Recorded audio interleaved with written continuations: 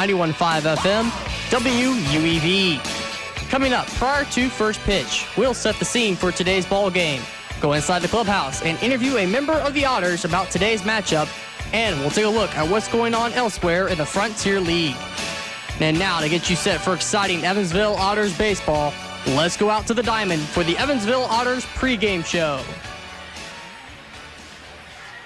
Good evening, ladies and gentlemen, and welcome into historic Bosse Field as the Evansville Otters play host to the Gateway Grizzlies in Game 2 of this three-game series between the two Western Division foes. Alongside Bill McHugh, I'm Sam Jelinek here in the press box here at Bosse Field, getting you ready as we count down to first pitch on a beautiful Wednesday evening, as the Otters look to snap a four-game losing streak dating back to last Friday at Southern Illinois. The Otters dropping a heartbreaker last evening, 5-4 in the opener against Gateway.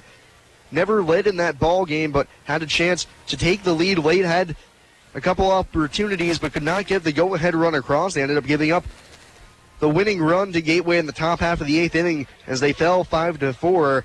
And with that loss, that pushes the Otters under 500 for the first time in quite some time, as they're now 10-11 on the season, 4 games back of the River City Rascals, who are currently in first place. The Otters will visit River City in O'Fallon, Missouri later this weekend.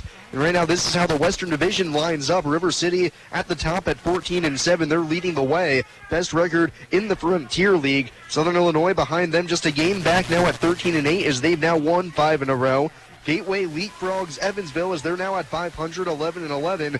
Otters right behind Gateway at 10-11, so if the Otters can win today, they can jump back in front of Gateway. Behind Evansville are the normal Corn Belters at 9-12, 5 games back, and bringing up the rear is the Florence Freedom at 8-13, losers of 10 in a row. Bill, looking at last night's ball game, there are some positives to take away. There are some negatives to take away as well. What are some positives that you think the Otters should key on, especially during a 4-game losing streak, when you really just got to try and stay positive?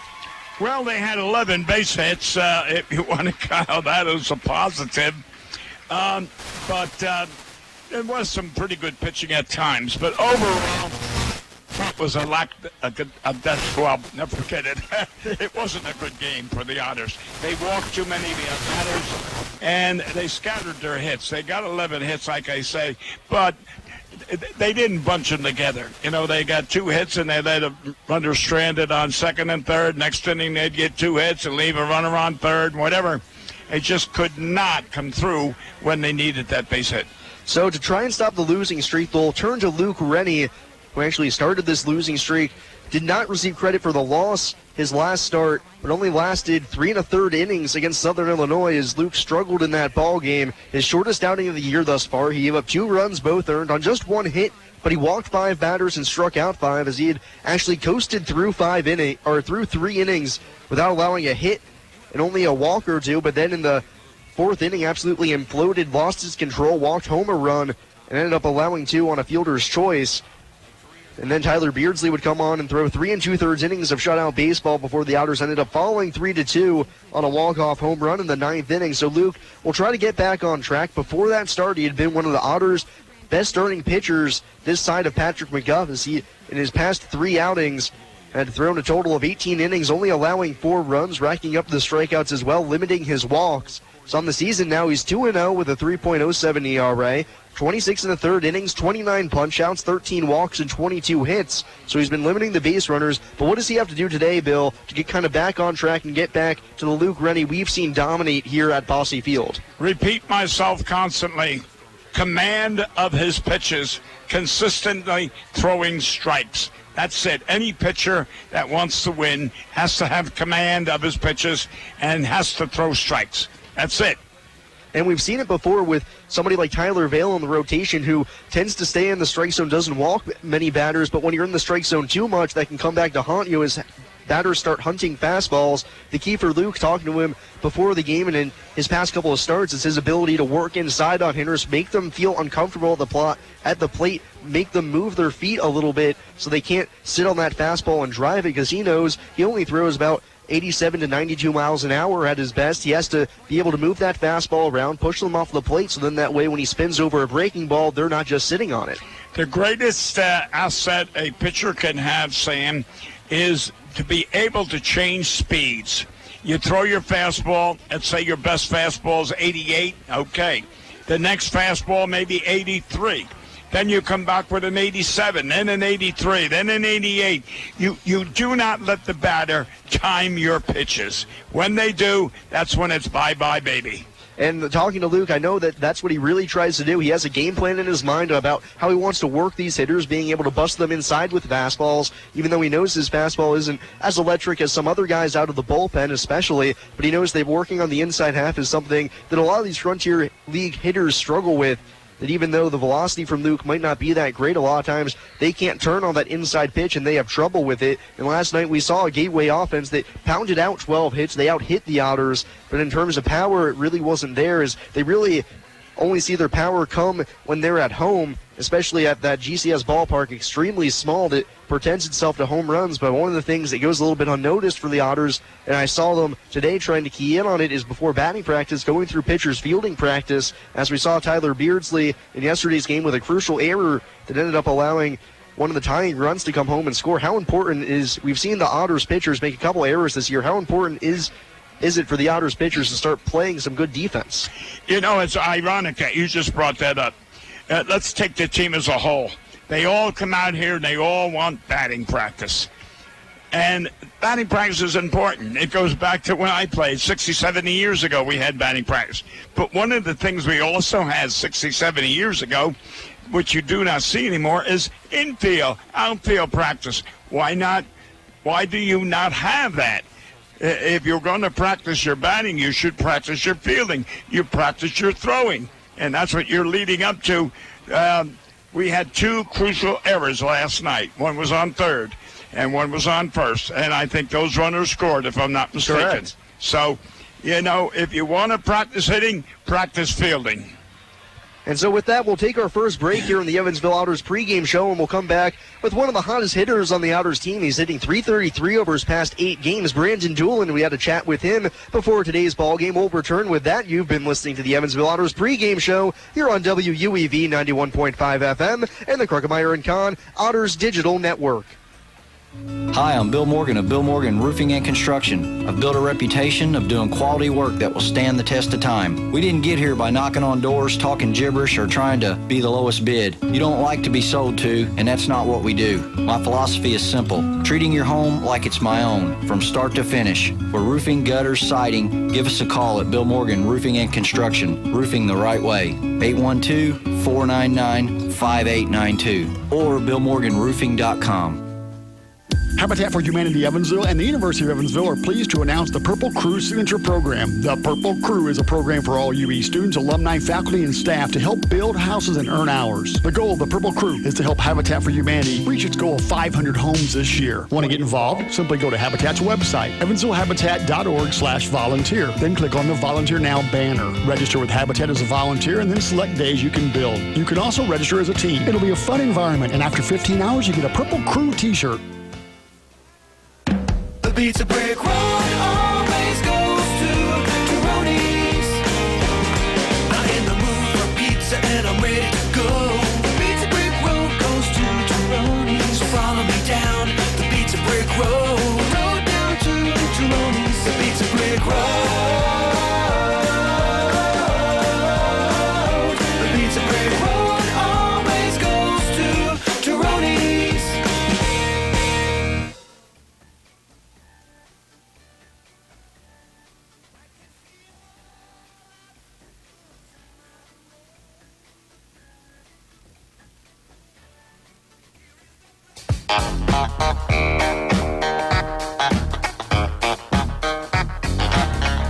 Welcome back to the Evansville Otters pregame show here on WUEV 91.5 FM. I'm joined by Evansville Otters first baseman Brandon Doolin. How are you doing today, Brandon? Doing good.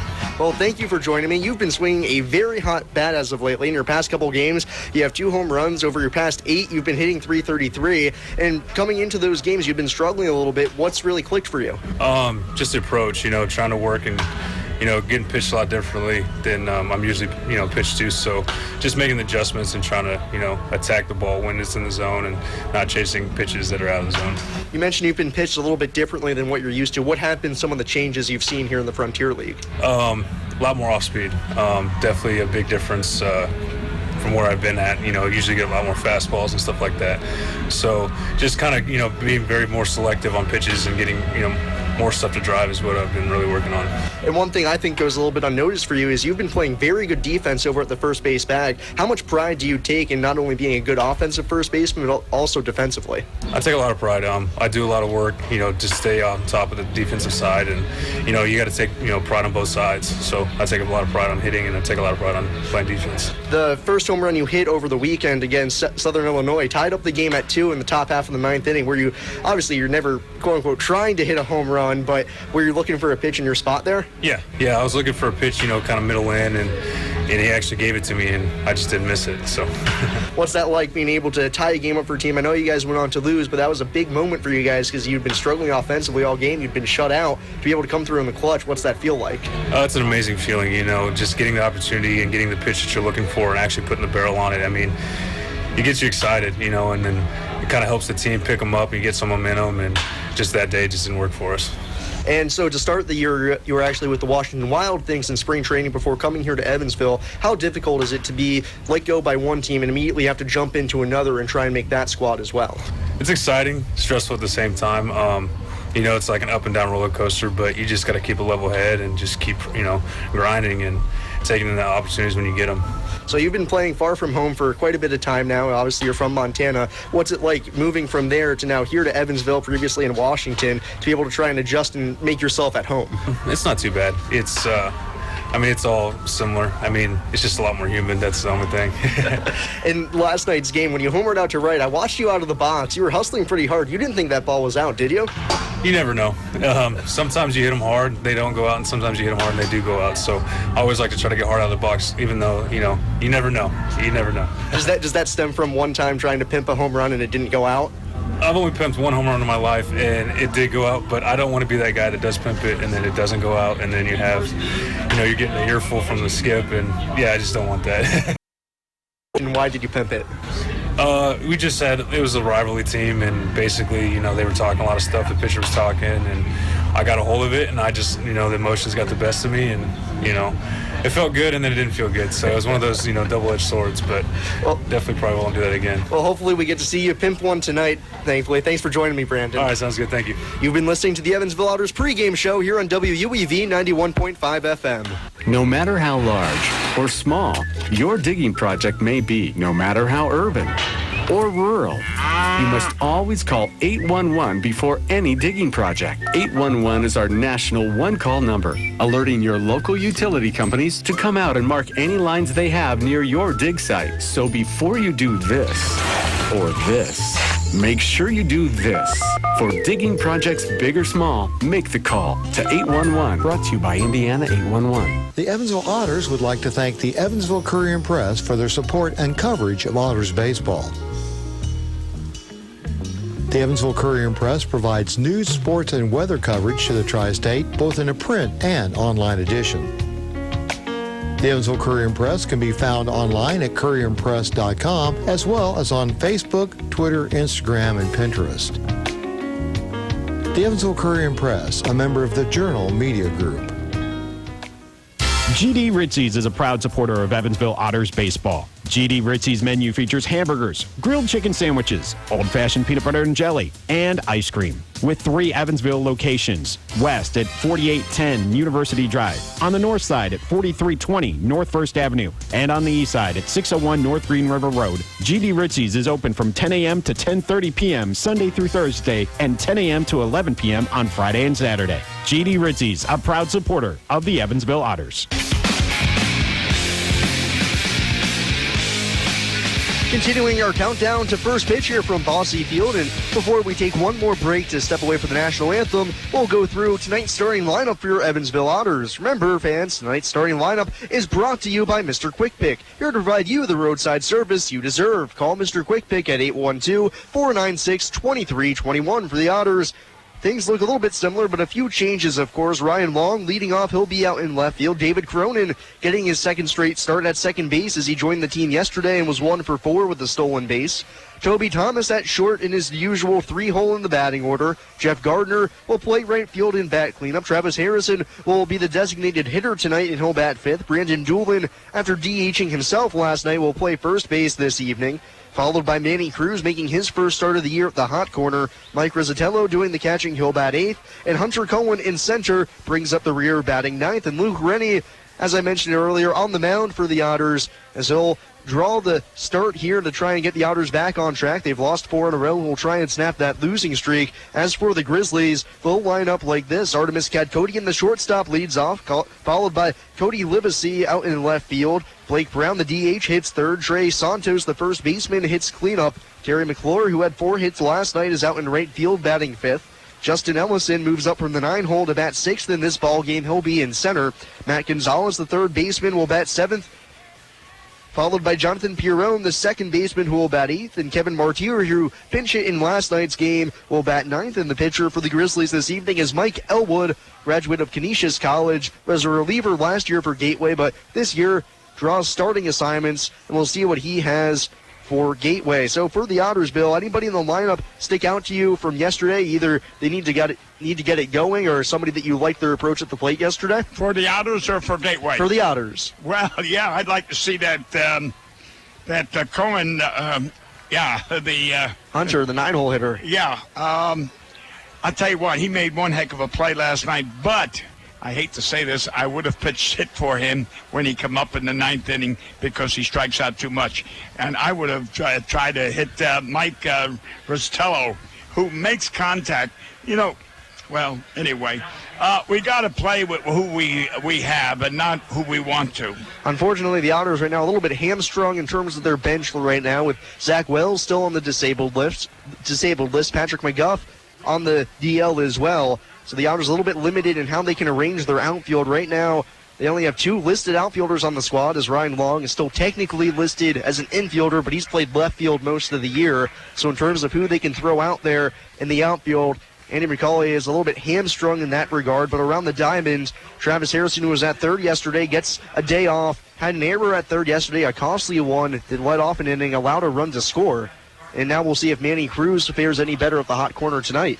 I would try Luis Virolio in left field.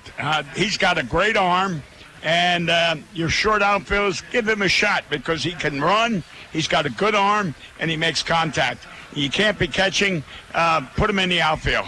It'll be an interesting thing to see how Valorio would take to the outfield. I have no idea if he has any experience out there previously, but definitely something Andy McCauley could explore with how short of a bench he's currently tasked with. Because right now he doesn't show a lot of confidence in Caleb Eldridge, who has been really not hitting the ball at all since he arrived here in Evansville. And with that, there's just not many other options you can turn to on the bench, because other guys on the bench, normally that's their registered day off.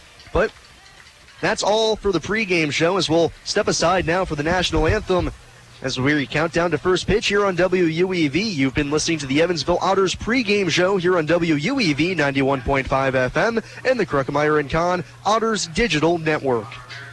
Heritage Federal Credit Union has 7 full-service branches in both Evansville and Newburgh, serving more than 38,000 members. Membership is open to anyone who lives, works, worships, or attends school in Vanderburgh or Warwick County. Heritage Federal Credit Union offers mortgage and consumer loans, checking and savings accounts, as well as online banking for members. Heritage Federal Credit Union can be reached toll-free by phone at 1-800-858-1693. It can also be found online at hfcu.info. You must call 811 at least 2 to 3 business days before any digging project. So before you do this or this, make sure you do this. For digging projects big or small, make the call to 811. The Hoosier Lottery began selling lottery tickets on October 13, 1989. Since then, the Hoosier Lottery has offered hundreds of different games, awarded prizes to millions of players, and given billions of dollars to the state of Indiana. The Hoosier Lottery's mission is to responsibly provide innovative and entertaining lottery games for the benefit of the citizens of Indiana. To learn more about the Hoosier Lottery, visit them online at HoosierLottery.com. The Hoosier Lottery, a proud supporter of Evansville Otters baseball. It's time for Evansville Otters baseball on 91.5 FM, WUEV. 3-1. Long. Toward right. Toward the corner. Toward the foul pole and over the wall. Fair. Home run for Ryan Long. 1-0. Hit high in the air to deep left field. This one's going to tie the game. A 2-run home run for Toby Thomas. Don't forget, Otters fans, you can catch every Evansville Otters broadcast on 91.5 FM, WUEV, online at evansvilleotters.com, and through the WUEV mobile app. The Otters take Game 5 by a score of 1-0, and they are the 2016 Frontier League champions. Now, let's go out to the diamond for all of the exciting action. Good evening, everybody, and welcome to Bosse Field for another edition of Evansville Otters baseball as the Otters take on the Gateway Grizzlies in this second game of a three-game set here at home. Alongside Bill McHugh, I'm Sam Jelinek as we bring you the action in this midweek game for the Otters in the Frontier League. They're now 10-11 on the season, under 500 for the first time in a little bit. And they'll hand the ball to Luke Rennie on the mound. Luke, one of the longest tenured starters on this Otters club this side of Tyler Vale. As Luke will be making his sixth start of the year. He's 2-0 with a 3.07 ERA this year, 26 and a third innings, 29 strikeouts against 13 walks and 22 hits. And behind the plate for the Otters is Mike Rizzatello, as that will form your battery for tonight's game. Rennie and Rizzatello behind the plate. Remember, fans, this pitcher and catcher battery is sponsored by the Answer Auto Repair East. Find your battery needs at the Answer Auto Repair East, located at 2319 North Green River Road, or call at 812-475-9000. So Rennie, completing his warm-up tosses right now, will go ahead and give you the defensive alignment for the Otters in this game. Left to right in the outfield, Ryan Long out in left, Hunter Cullen in center, Jeff Gardner in right, the normal outfield for the Otters we've seen over the past week and a half. Around the infield, a little bit of a different look as Manny Cruz gets his first start of the year at third base. Toby Thomas at short, with David Cronin at second and Brandon Doolin at first. And as I mentioned before, Rennie and Rizzatello form the battery as the Otters look to snap this four-game skid. It looks like Cruz got a pretty good arm over there in third. I've been watching him and making that long throw, Mike. It's got a little zip. Sam. I'm going to mention Mike later, but right now it's Sam. So it's a beautiful day at the ballpark. Wind not a factor tonight, as out in center field the flags lay dead.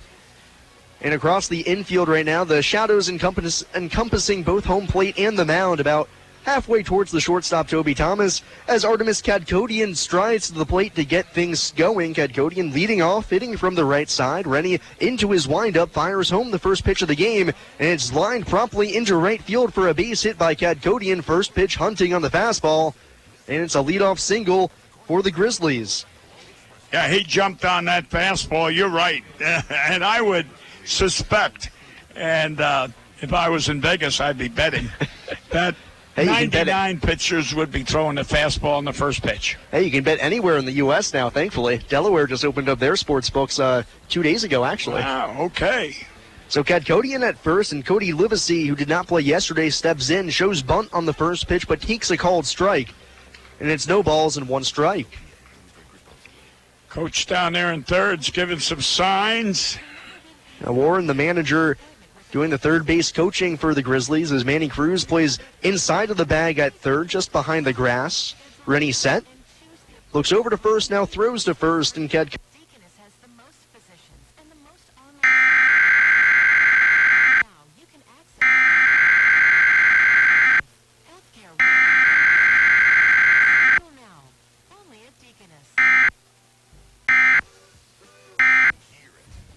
still waiting on the mound. A light kick, the 0-1 pitch, misses outside as Livesey moved his hand up the barrel again, but takes outside for ball one, 1 ball and 1 strike. And did you see Mr. Cruz now playing third base, really coming charging in, thinking it was a possible bunt, and he was heads up. Middle infield at double play depth. Rennie kicks and deals the 1-1 pitch, and the bunt's popped up to Cruz at third, who with a jump fields throws back to first. A little bit wild as it's off the glove of Doolin, but Cronin there to back it up. So safe back at first is Kadkodian as Livesey pops up the bunt for the first out.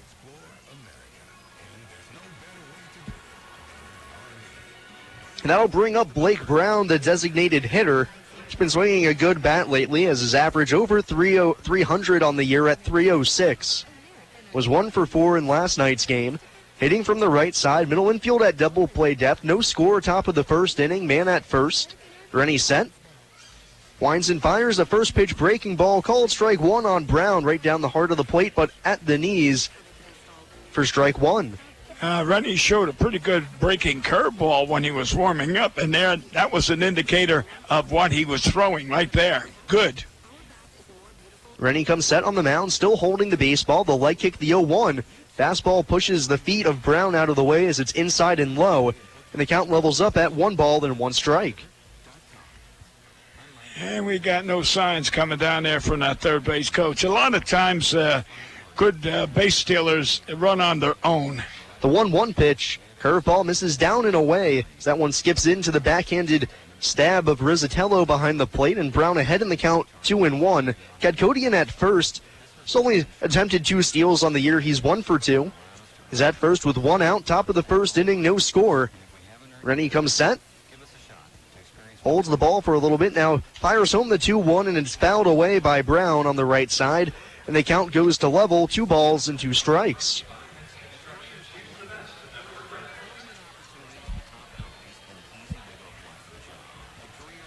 For Gateway, they're back at 500 on the season at 11-11. So they'll try to distance themselves from the Otters.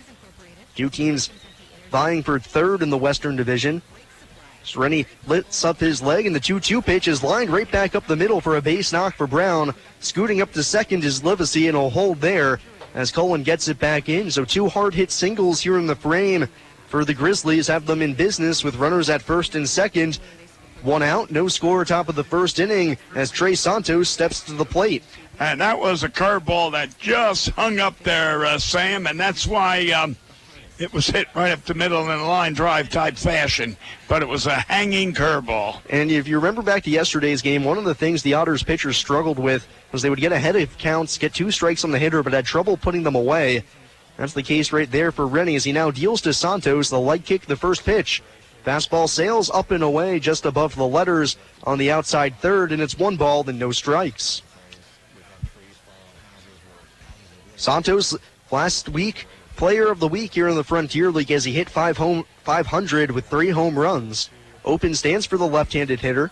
Rennie set, he deals the 1-0. Breaking ball freezes Santos on the inside corner. That one came across at the knees. And the count goes to 1 ball and 1 strike. That's where he's got to keep that breaking pitch. It's got to be low and inside or low outside, depending on which side that the batter is resting. Runners at first and second, 1 out, top of the first inning, no score. Rennie looks back to second, throws home the 1-1 pitch, just can't find the outside edge as he hit the spot, but he can't get the call, and it's 2 balls and 1 strike. Our first baseman down there, Doolin, is having a problem with the sun. He's trying to shade it. He is right in the sun. And right now, shadows covering about half the infield as Rennie deals home the 2-1, and it's fouled straight back to the screen.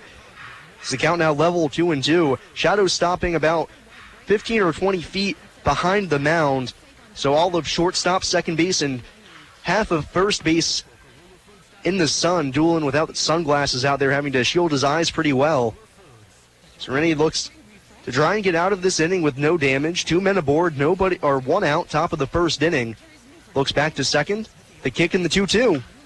Fouled away by Santos on the left-hand side, and the count will stay at 2 balls and 2 strikes. He's got to throw, Rennie's got to throw that curveball low, knee-high, over the inside of the plate, breaking down by his ankles to get the out.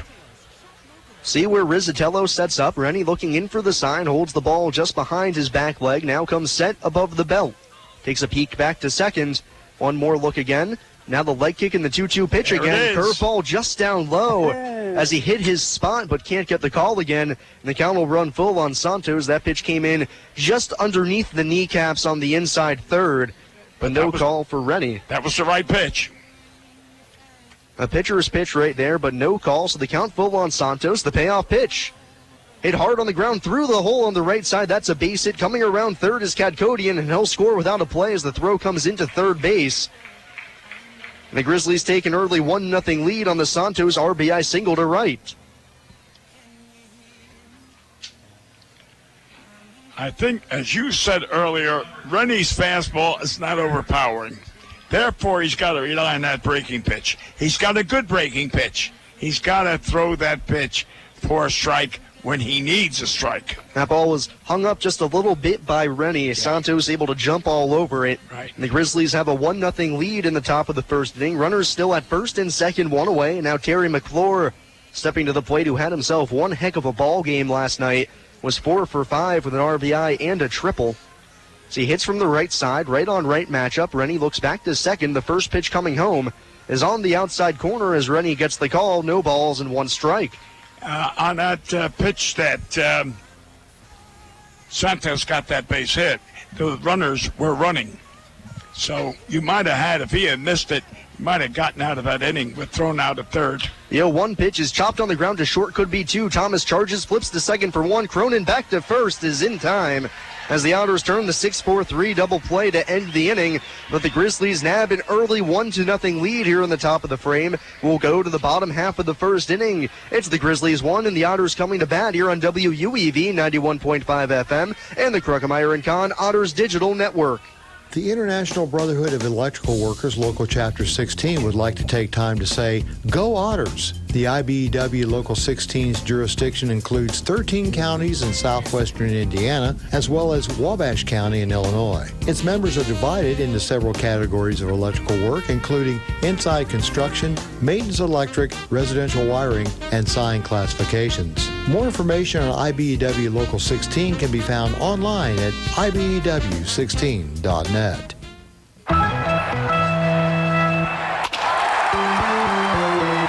Hi, this is Joe Townsend from JMT Restoration. We are proud to be a sponsor of the 2016 Frontier Champion Evansville Otters. If you ever have a mold or water restoration issue in your home or business, give us a call at 812-205-5384. JMT Restoration Service, where professional work meets affordable pricing. Remember, go Otters! The Tri-State Area Marathon service stations are proud supporters of the Evansville Otters. Marathon has over 5,100 Marathon-branded stations nationwide, and a full list of area Marathon stations and a list of daily gas prices are available online at myMarathonStation.com. Marathon provides products which support commercial, industrial, and retail operations. Marathon's slogan is Fueling the American Spirit.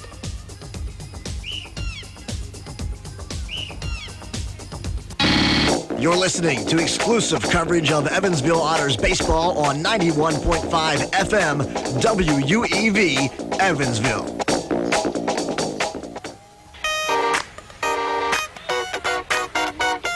So the Otters have an early 1-0 deficit to deal with as Luke Rennie allows one run in the top half of the first inning, but it could have been worse as he was able to get a 6-4-3 double play to end the inning. So the Otters get their first look at Grizzlies starter Mike Elwood. Elwood, 6'5", 195 pounds from Buffalo, New York. Played his collegiate ball at Canisius College in the Metro Atlantic Athletic Conference, the same conference that Keanu Cummings played in with Siena back in the day. This is his second year with Gateway, third year as a professional. Started his professional career out with the Normal Corn Belters. Was actually an all-star last year as a relief pitcher, but transitioning into a starting role this year, and he's found himself with a lot of success in the Frontier League as his first pitch to Ryan Long is skied in the air to shallow center field. Out into the outfield grass goes the shortstop Kadkodian. As just onto the grass, he puts it away behind the second base bag for the first out. Yeah, Ryan had a little uppercut on that particular swing, and therefore it was a high pop-up to short center field. Looked like he had the same idea as Kadkodian on the first pitch of the top half of the first inning, but just couldn't execute as it looked like he had a fastball to hit, but just got under it. So on one pitch, Long retired, and David Cronin stands in. Right on left matchup. The first pitch coming home is called a strike at the letters on the inside third, and it's 0-1 on the left-handed hitting Cronin. Was 1 for 4 in his Otters debut yesterday. Also stole a base. That one hit was a bunt base hit. 0-1 pitch coming home. That one's inside as Cronin lifts his arms out of the way as it comes in at the knees. And it's 1 ball, then 1 strike. Elwood working from the first base side of the rubber. Now into his windup, he deals the 1-1. Cronin way out in front of a good changeup. Elwood pulled the string, and it's 1 ball and 2 strikes. You're right. Those and Elwood's legs, they look like they're 2 sticks. I mean, he is really thin. Really lanky, 6'5", 195, as he deals home the 1-2. Chopped foul right to the Otters dugout as Jeff Gardner with a nice one-handed play in the dugout. But the count stays 1-2 on Cronin. Was drafted in the 20th round last year by the Chicago White Sox. Only spent 1 year in the organization before being released. Played at rookie ball for a couple of different teams. 1-2 pitch again, shot foul by Cronin. It's a curveball, ate him up on the hands, but able to get some wood on it. Count stays 1-2. And that was off speed, just like that one he threw, and Cronin was way out front. Elwood tried to come back and duplicate it. And right there, Cronin with an emergency hack able to stay alive. 1-2 pitch coming home again. Fastball called, strike 3 on the inside corner just below the belt. Cronin rung up looking for the second out in the bottom half of the first inning with Gateway in front 1-0. Now let's see, here comes Toby, and Toby hasn't been too productive lately with the bat. Has been swinging at a lot of bad first pitches, and let's see what he does on this particular time at bat. And his past 10 games, Toby with just 8 hits, 8 for 38, right on right matchup. The first pitch coming home is a changeup that floats in at the belt on the outside corner, 0-1. Now, have you noticed, Sam, he threw 2 to Cronin, and he just threw 1 to Toby, those changeups. 0-1 pitch. Thomas pops it up on the infield behind the mound. Third baseman Gonzalez over, but it's Katkodian onto the infield grass to put it away. And the Otters go down 1-2-3 in the bottom half of the first inning. A clean inning for Mike Elwood to open the ball game. We move to the second. It's the Gateway Grizzlies 1 and the Evansville Otters nothing here on WUEV 91.5 FM and the Krugmeyer & Kahn Otters Digital Network. I just love this place. And I just love that ring. It's gorgeous. Where did he get it? Krugmeyer & Kahn, of course. For the engagement ring that will have everybody talking, look no further than Krugmeyer & Kahn. With incomparable selection, quality, and service, Krugmeyer & Kahn is the only choice for the ring that will last a lifetime. Krugmeyer & Kahn, your lifetime jewelers. So, everybody's talking about the ring. It's pretty great, huh? Pretty great. It's amazing. You gotta tell me, man. Where'd you get it? Krugmeyer & Kahn, of course. For the engagement ring that will have everybody talking, look no further than Krugmeyer & Kahn. With incomparable selection, quality, and service, Krugmeyer & Kahn is the only choice for the ring that will last a lifetime. Krugmeyer & Kahn, your lifetime jewelers. So let's see it. I absolutely love it. He did a fabulous job picking it out. I couldn't be happier. Well, I had a lot of help. I bet I know where it came from. Krugmeyer & Kahn, of course. For the engagement ring that will have everybody talking, look no further than Krugmeyer & Kahn. With incomparable selection, quality, and service, Krugmeyer & Kahn is the only choice for the ring that will last a lifetime. Krugmeyer & Kahn, your lifetime jewelers.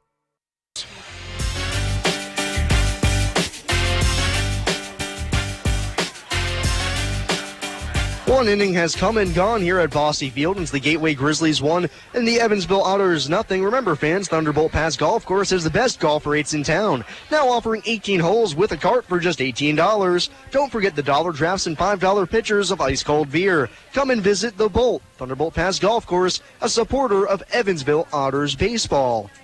So to lead things off here in the top half of the second inning, it's Justin Ellison. He swings at the first pitch and chops it to the Otters dugout for strike 1. Yeah, we're going to mention the other Gateway report radio man who was there today. We were talking about him striking out, and he said, well, let's hope today he hits home runs. I said, I like heck. Let's hope he Ks again. Rennie tosses home the 0-1, but misses down and in for ball 1, so Ellison sees the count even 1-1. He made his season debut for the Grizzlies last night, was 0 for 3. So fastball pushes him off the plate at about thigh height for ball 2, 2 balls and 1 strike. So it's the Grizzlies 1 and the Otters nothing top half of the second inning. Ellison leading us off here in the frame. lanky left-handed hitter awaits the 2-1 from Rennie. It comes home and misses just a little bit low on the outside edge for ball 3-1 on Ellison. Yeah, last night he chased a couple bad pitches. 3-1, way out in front. I'm not sure if that was the cutter or the slider from Rennie, but either way, he had Ellison fooled. And the count's now full 3-2. Low and inside. We'll see what Rennie goes back to here into the line. The payoff pitch. Out in front of it again is Ellison, but he pulls this one foul towards the Otters bullpen. And the count will stay 3-2. Ellison coming over from the Atlanta Braves organization. Reached as high as A ball with them. Payoff pitch again. Swung on and missed as Rennie tosses the changeup to fool Ellison for his first strikeout of the game. There's now one out here in the top of the second inning with the Grizzlies up 1-0. I hope the Gateway radio man marks that down to Big K. Bill having a little fun with Nate Gatter, the Grizzlies broadcaster, as Rennie into his wind. His first pitch to Matt Gonzalez is a fastball up above the hands on the inside half. And it's 1-1 and no strikes. 1-0 Gateway leads here in the early going. Rennie working quickly now. Rocks and fires the 1-0, and it's shot into right center field. That's going to be down for extra bases. Out. Gonzalez around first, heading for second. He's thinking about three. He's off the second base bag, and he'll get into third with a feet-first slide. The throw comes in late. And for the second straight game, the Grizzlies have a triple here in the second inning. This time it's Matt Gonzalez shooting one into right center field for a 3-base hit.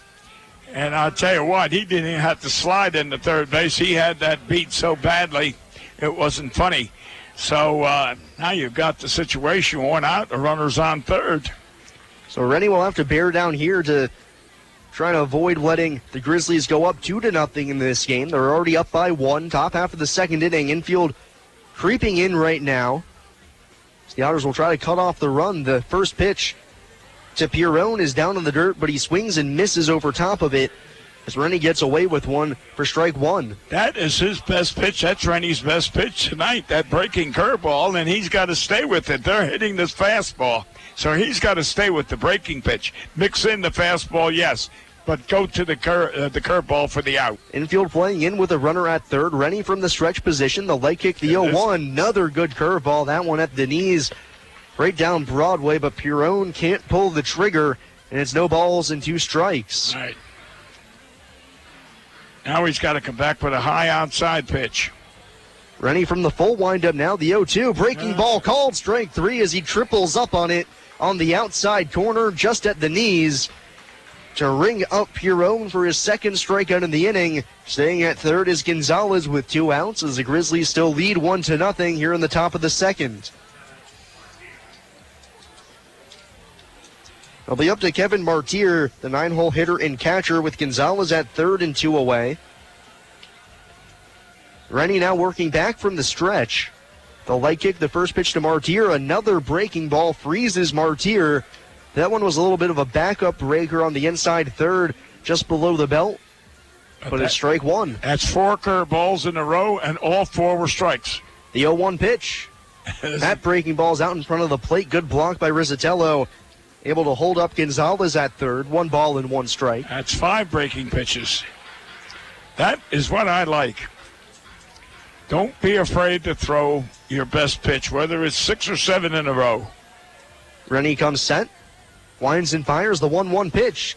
Fastball smoked into left center field. That's a base hit cut off in the gap by Hunter Cullen as he gets it in, but coming home to score from third is Gonzalez, and the Grizzlies take a 2-0 lead. So he threw 5 curveballs, 4 out of the 5 were beautiful strikes. Then he comes back with that 85, 86-mile-an-hour fastball, belt high, and it's hittable. Martier was right on it as he smoked it into left center field. So the Grizzlies now lead 2-0 with 2 outs top of the second inning. Lineup turns over for Artemis Kadkodian, who was first pitch hunting his first time up as he singled to right field and eventually scored as the first pitch fastball from Rennie is spiked down in the dirt, blocked by Rizzatello for ball 1. Mike is doing an excellent job on those low pitches in the dirt. He's blocking them well, keeping the ball in front of him. What a catcher should be doing. For Martier, that was his first hit of the season. Was 0 for 5 previously. Rennie set. The leg kick, the 1-0 pitch, and that one drills Kadkodian in the back. That one gets away from Rennie. That'll move Martyr up to second. Kadkodian walking down to first. Things unraveling a little bit here for Rennie in the early going, just like it did against Southern Illinois. With 2 outs, Cody Livesey will stand in as Luke will try to do damage control now here in the frame. 1 run's already home. There's 2 outs, men at first and second, with Gateway in front 2-0.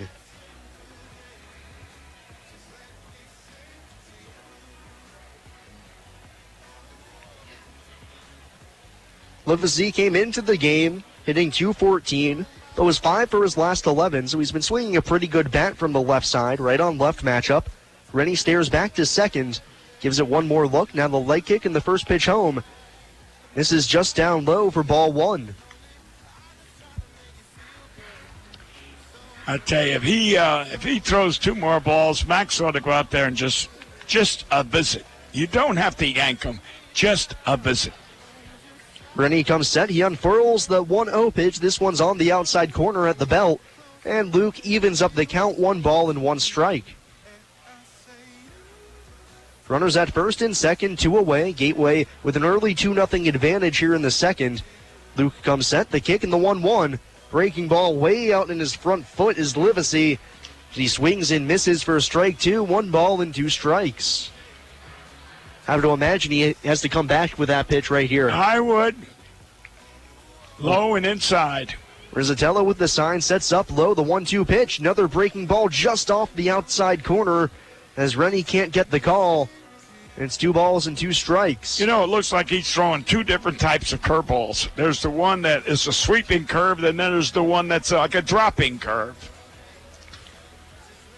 Rennie looks back to second.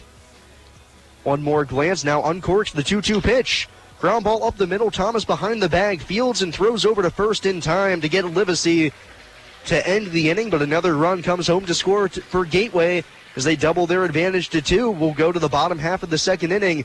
It's the Gateway Grizzlies 2 and the Evansville Otters nothing here on WUEV 91.5 FM and the Krugmeyer & Kahn Otters Digital Network. The Evansville Otters would like to thank Sinorama Evansville for their support this season. Sinorama Evansville is a multi-application supplier of custom-made signs, banners, and decals in the tri-state. Located at 1300 North Royal Avenue in Evansville, Sinorama is open 8 a.m. to 5 p.m. Monday through Friday. They can be reached by phone at 812-477-7763 and can be found online at sinorama.com/in-Evansville. Sinorama Evansville, a proud supporter of Evansville Otters baseball. Since 1994, Slays Restoration has been assisting tri-state residents clean up and restore their properties after disasters of all kinds. Located at 2121 Cotter Avenue in Evansville, Slays Restoration offers assistance for water damage, fire and smoke damage, mold and biohazard mitigation, complete reconstruction, and much more. Slays Restoration can be reached toll-free 24 hours a day at 1-888-776-8555. It can also be found online at slaysrestoration.com. SRG Global, a Guardian company, would like to wish the Evansville Otters the best of luck in today's contest. Founded in 1932, SRG Global is one of the world's largest manufacturers of chrome-plated plastic parts for the automotive, commercial truck, and household appliance industry. Located locally at 601 North Congress Avenue in Evansville, SRG Global can be found online at srgglobal.com. They can also be reached in Evansville by phone at 812-477-6151.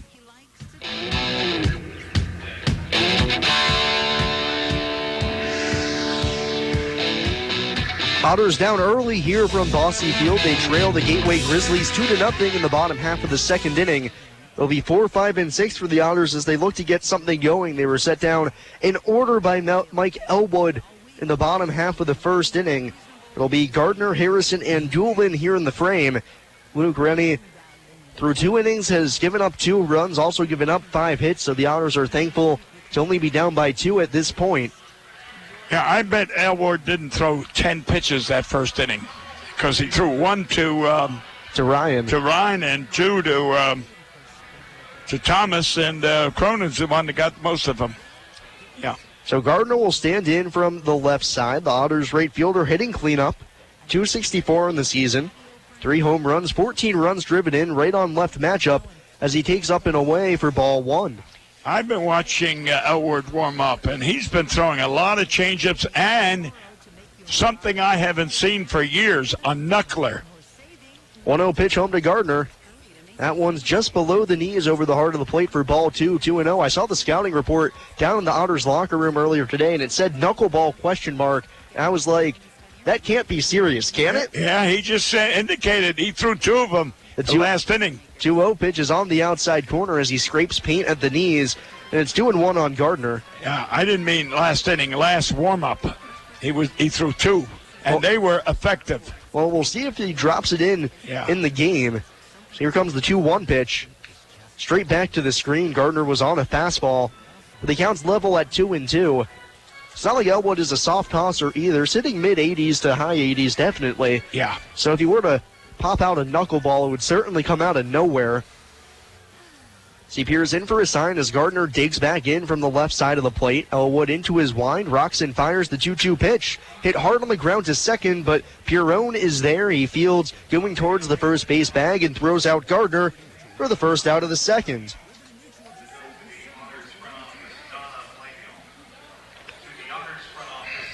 So 4 up, 4 down to begin the game for Elwood after Gardner's retired. And here comes Travis Harrison, the designated.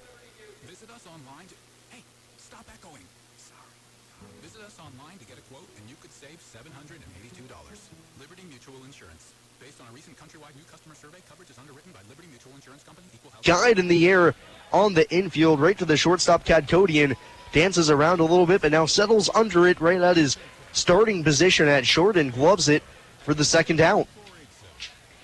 Yeah, he hasn't thrown many pitches in 1 2/3 inning, I'll tell you that. That's now 3 pop-ups to short for the Otters. Not exactly what you want out of your first 5 hitters of the game, no less. Each of them coming on the first 2 pitches. Yeah. So it'll be up to Brandon Doolin to extend the frame. 2-0 Gateway leads in the bottom of the second inning. Elwood rocks and fires and throws a first pitch strike to Brandon at the belt on the outside corner, 0-1. Doolin smacked his 3rd home run of the year last evening as Elwood deals home the 0-1 pitch. And Doolin rolls over to the second baseman, Pierron, who waits back on it as he fields and throws to first to get Doolin 3 up, 3 down again for Elwood. And we'll go to the bottom half of the second inning, or to the top half of the third, excuse me. It's the Gateway Grizzlies 2 and the Evansville Otters nothing. You're on WUEV 91.5 FM and the Kruckemeyer & Kahn Otters Digital Network. I just love this place. And I just love that ring. It's gorgeous. Where did he get it? Kruckemeyer & Kahn, of course. For the engagement ring that will have everybody talking, look no further than Kruckemeyer & Kahn. With incomparable selection, quality, and service, Kruckemeyer & Kahn is the only choice for the ring that will last a lifetime. Kruckemeyer & Kahn, your lifetime jewelers. So, everybody's talking about the ring. It's pretty great, huh? Pretty great. It's amazing. You gotta tell me, man. Where'd you get it? Kruckemeyer & Kahn, of course. For the engagement ring that will have everybody talking, look no further than Kruckemeyer & Kahn. With incomparable selection, quality, and service, Kruckemeyer & Kahn is the only choice for the ring that will last a lifetime. Kruckemeyer & Kahn, your lifetime jewelers. So let's see it.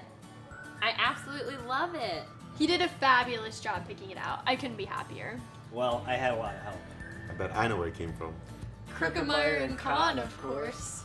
For the engagement ring that will have everybody talking, look no further than Kruckemeyer & Kahn. With incomparable selection, quality, and service, Kruckemeyer & Kahn is the only choice for the ring that will last a lifetime. Kruckemeyer & Kahn, your lifetime jewelers. Come on in, let's go. Hey fans, remember whether you're searching for an exquisite diamond engagement ring, diamond anniversary band, dazzling earrings, or a gorgeous diamond bracelet, Kruckemeyer & Kahn is the place for extraordinary value and a pleasurable experience. Kruckemeyer & Kahn, a supporter of Evansville Otters baseball. So not what the Otters have wanted through the first 2 innings of this game. 2 runs for the Grizzlies, none for the Otters. As we begin the top half of the third inning, Blake Brown leads it off against Luke Rennie, who's into his wind, his first pitch of the frame. Broken back ground ball to Thomas, who fields, spins, and throws to first. And a fine play by Toby as he gloved that one just on the grass at shortstop before a nice pirouette throw to first gets Brown 6-3. I tell you what, that's why he's an all-star. That was one heck of a play, and as you said, he had a pirouette. Was that what you call it? Pirouette. Pirouette. A little ballet reference for you. Yeah, and a perfect throw to first. Outstanding play by Toby Thomas. I don't think Toby noticed, but he had a little bit more time to set his feet and throw than I think he thought. But either way, a strong throw retires Brown. I'll bring up Trey Santos, hitting from the left side. First pitch from Rennie misses down low for ball one. I'll tell you, before the game, I had some chicken fingers over there at the concourse, and Morgan was the server. 1-0 pitch. Santos chops it foul on the right-hand side. 1 ball and 1 strike. Memorial High School student, and I'll tell you what a personality she had. Plus, the food was great. So I encourage our fans, buy those chicken strips. Santos hitting from the left side, singled home a run his first time up as he watches a breaking ball on the outside edge. Rennie spins a beauty at the knees on the outside corner, and it's 1-2. 2-0 Gateway leads top half of the third inning. 2-0 the score. Rennie into his wind, the 1-2 pitch. Breaking ball slapped in the air to left center field. That'll be down for a base hit and roll all the way to the wall in left center. Santos around first. He'll jog into second with a 2-base hit as he comes back with 2 strikes on him to just flip a breaking ball into left center field for a 1-out double. I tell you, so far in this game, and we're in the third inning, there has been 3 hits in the alleys. 1 for a triple and 2 doubles. It's amazing. Yeah, so far, Gateway really batting the ball around the yard as they have 6 hits now through 2 1/3 innings against Rennie, so they're seeing the ball well. Up steps Terry McClure hitting from the right side. First pitch from Rennie, breaking ball snaps in right down the middle for strike 1. I know Rennie can't throw, let's say if he's going to throw 100 pitches, he can't throw 90 of them curveballs, but they're hitting his fastball. The 0-1 offering, fastball swung on and missed as that one was elevated, but gets by McClure on the outside edge. No balls and 2 strikes. Santos at second, 1 out, top of the third inning. Gateway looking to score for the 3rd consecutive frame to open the ball game. So they lead 2-0. Rennie comes set, glances back to second, rocks and fires the 0-2. Fastball even higher as Santos swings and misses, McClure swings and misses. As he's down on strikes, the 3rd strikeout of the game for Rennie. Santos remains at second with 2 away. I guess if Rennie's going to throw the fastball, he's going to have to throw in that location, and he just got McClure in. Both of them were up around his chin. Now in steps Justin Ellison, struck out swinging his first time up, batting from the left side, rests the bat on his shoulder. Now Rennie kicks and deals home. And Ellison chases a breaking ball that skips in out in front of home plate. I tell you that, Mike, Rizzatello is doing an excellent job on those balls that are low in the dirt. And that's what you need. You need a catcher that's going to protect your pitcher. Santos gets his lead off of second, 2-0. The Grizzlies lead top of the third inning. Rennie looks back to second, the leg kick, the 0-1 pitch, another breaking ball down in the dirt, backhanded by Rizzatello as Ellison lays off, and it's 1 ball and 1 strike.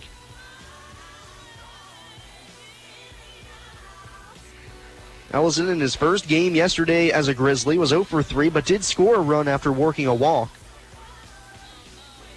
Rennie cranks and fires the 1-1 pitch. Tapped on the ground down the first base side. Julian in to charge, fields it and throws underhand to Rennie, covering the bag. And the side is retired. So the first scoreless inning thrown up by Luke here in the ball game, and we'll go to the bottom half of the third inning as the Gateway Grizzlies 2 and the Evansville Otters 0 here on WUEV 91.5 FM and the Krugemeyer & Kahn Otters Digital Network.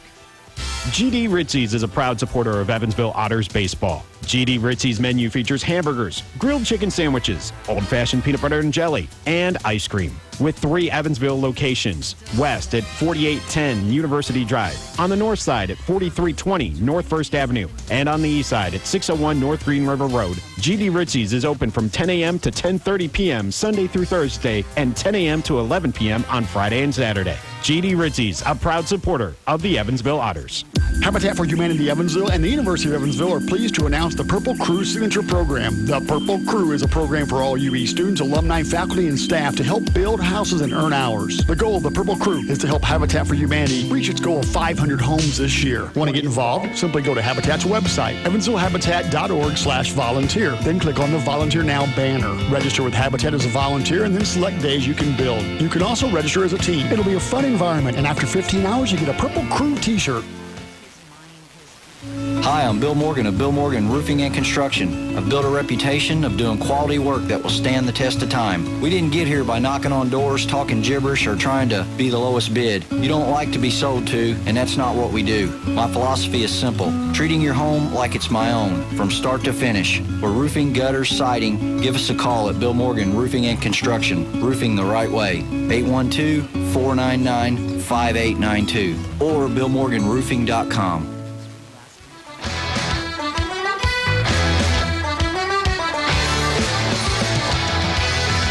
For the first time in this game, Luke Rennie able to toss up a scoreless frame on the Grizzlies.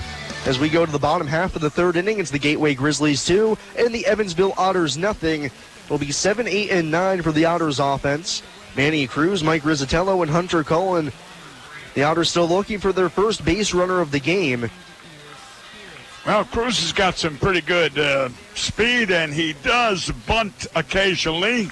As he takes a first pitch strike on the outside corner, fastball zips in from Elwood at the knees, and it's 0-1. Manny got yesterday off, hitting .235 on the season, right-handed batter. The 0-1 pitch.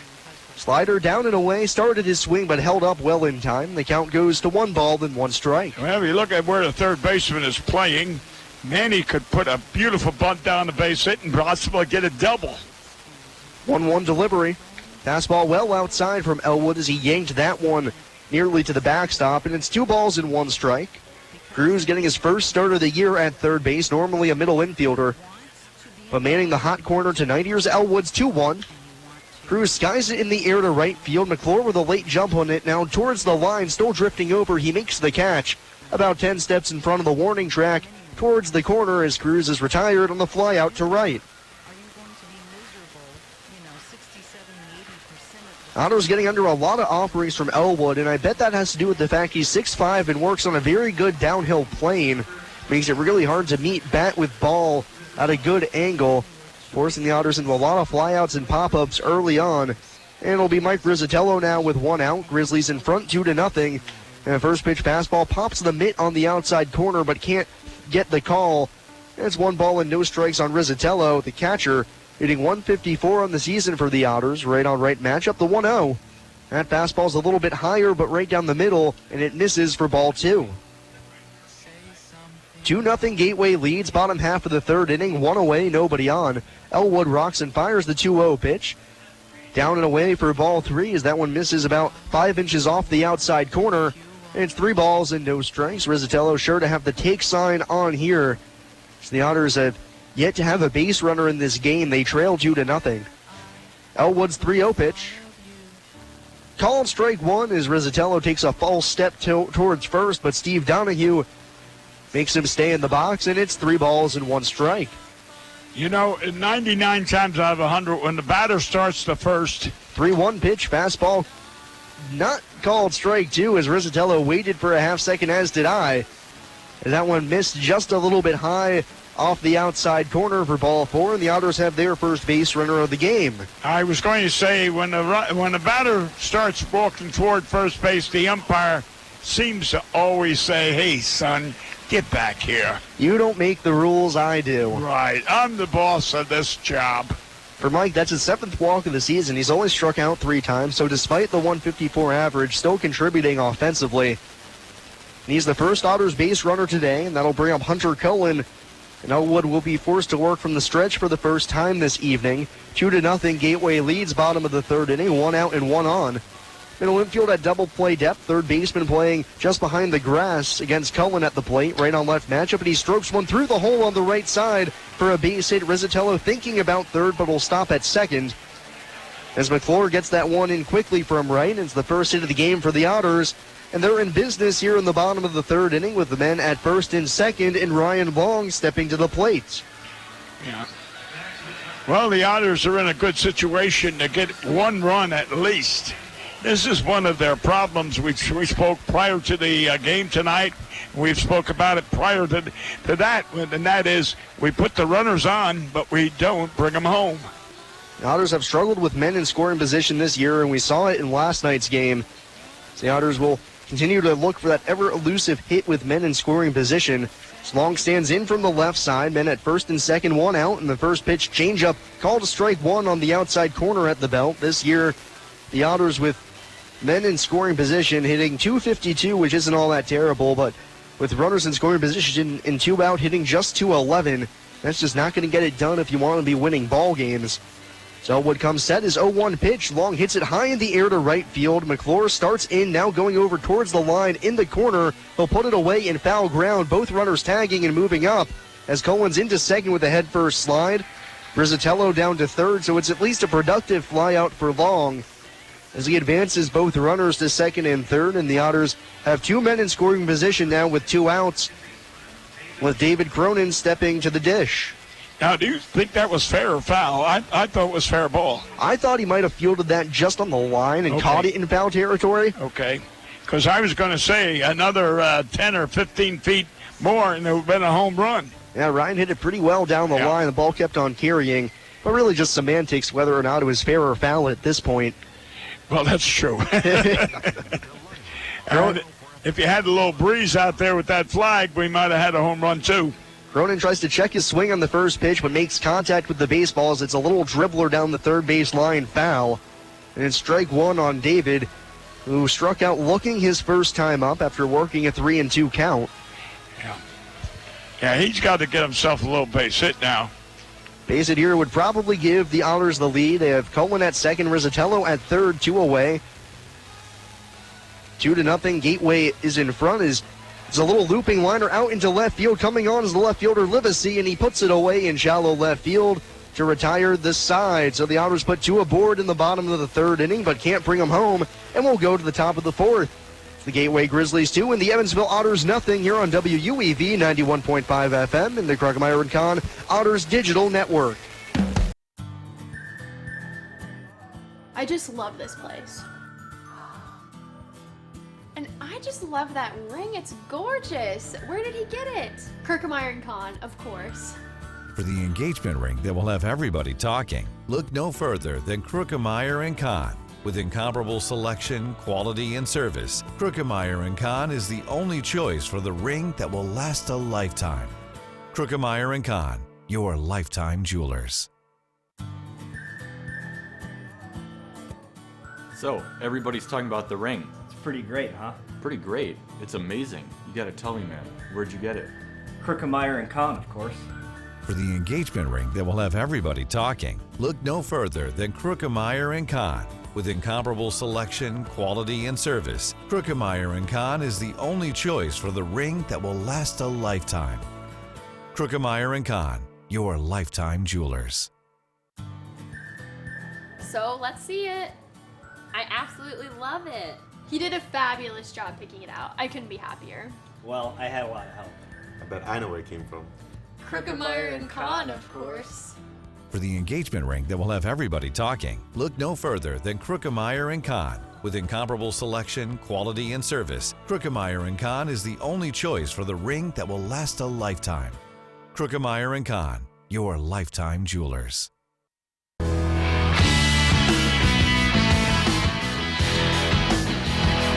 Going to come back to action here on 91.5 FM WUEV, the Krugemeyer & Kahn Otters Digital Network. Going to the fourth inning to play from Bosse Field in the top half. Gateway to come up to bat. Bill McCune, Preston Leinenbach here with you for the middle three innings. As Gateway leads the Otters 2-0 here through the first three frames. Rennie back out to the mound. First pitch here to Matt Gonzalez, taken low for ball one. Gateway with 2 runs on 6 hits. Evansville just with the lone hit so far. Off the end of the bat to the opposite side of the field, and he'll squeak through into right for a leadoff hit for Gonzalez. Now that'll be the 7th hit of the game for the Grizzlies. Gonzalez got 2 hits last night, and he's got 2 hits tonight. That's not bad for for the series so far. Yeah, just signed yesterday officially with the team. So far he's making that decision look pretty wise on the part of the manager and the organization for Gateway. Yep.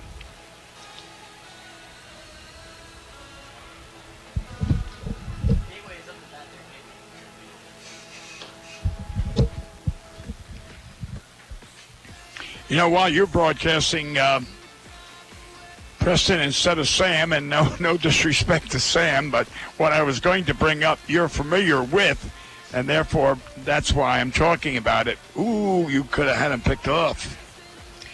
Anyway, what I was going to say was the University of Southern Florida is now offering a $25,000 a year scholarship to a student in the sports management, radio communication, in memory of Mike Radowski, our former partner and buddy here at Otterville.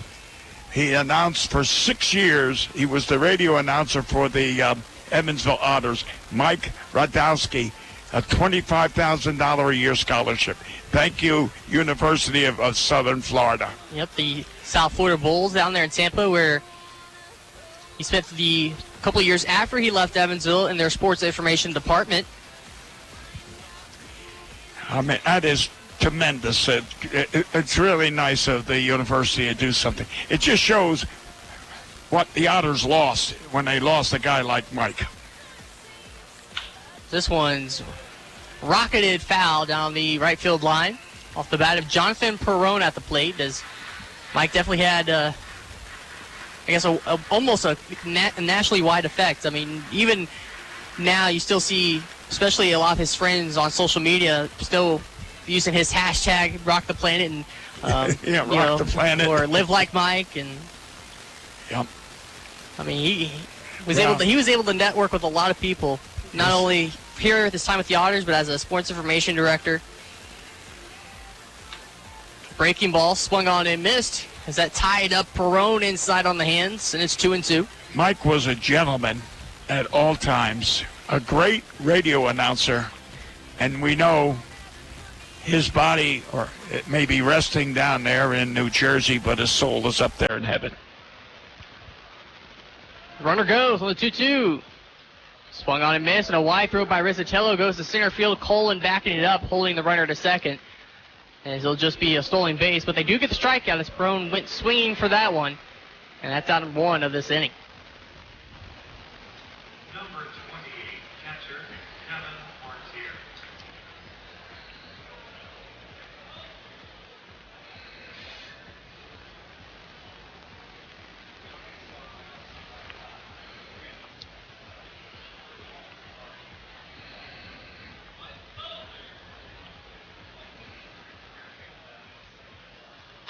First pitch, curveball, drops in for a strike here to Kevin Martin. And it's 0-1. Oh, you were on the other side of the press room here. How did that curveball look to you from there compared to looking here in the radio booth? It's not the sharpest curveball I've seen from Rennie, and going back to last year. But considering the circumstances where they've been hitting him hard off the fastball, he has to go to it at this point. Right. Try to give them a different look. I think he's using it earlier than he wanted to, maybe, but going back up and in with the heat there, missing for a ball one, it's 1-2. Yeah, they're hitting his fastball, and his curveball has been very effective. As you say, it may not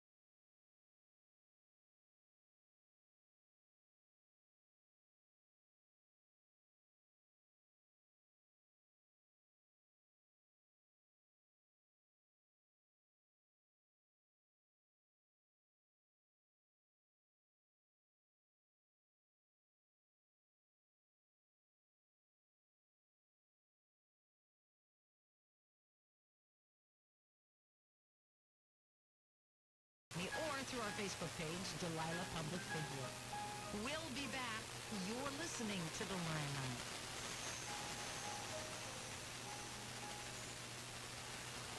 My number two does not look like a number two. I don't know what to call it. Is there a number three? Table for report, please. Anything close to the restroom. A middle seat with these stomach problems? That's my fear of flying. Sound like you? If it does, you could be one of the many people with a digestive condition called exocrine pancreatic insufficiency, or EPI. Even if you don't know what EPI is, you might know the symptoms: frequent diarrhea, gas, bloating, stomach pain. If you have even just one of these symptoms, you could still have EPI, because not everybody experiences EPI the same way, which is why it's so important to open up to your doctor about all your symptoms. And the good news is, EPI is manageable, so don't keep a lid on it. Go to identifyepi.com, complete the symptom checker, and use it to have a conversation with your doctor. Don't keep a lid on it. Visit identifyepi.com. Brought to you by AbbVie. Radio. It's nothing new. It's been here all along, with free entertainment, news, sports, music, and information. It's not just part of life. It's part of who we are. You know which station is going to tell you the score of the game, which one's going to give you a laugh in the morning, which one is going to give you something to sing along with. You know where to turn when the weather gets rough. When something big happens, good or bad, you know where to go, because radio has been here all along. Radio is part of your community, woven into the fabric of what makes home, home. And now, radio has evolved to move with you with the next radio app with your FM-enabled phone. Plug in your headphones to start experiencing radio in a whole new way while using way less battery and data than streaming apps. Check out the Live Guide to see and interact with live radio stations. Easily find your favorites, like the one you're listening to right now. And as always, it's totally free. Download the Next Radio app today. Next Radio, live and local wherever you go. The United States Postal Service has been around since 1775, and since then, you can rely on the Postal Service to make sure what matters to you gets to your mailbox. You'd think you couldn't improve on that. But now, with informed delivery notifications, you'll know when those important packages and letters are coming to your mailbox, with an email every morning telling you what's on the way. It's the reliability of the United States Postal Service matched with the technology of today. It's time to get peace of mind. Sign up now for free at informeddelivery.com. Informed Delivery. If it's in the mail, it's in your email. This Father's Day, my husband will become an early bird. And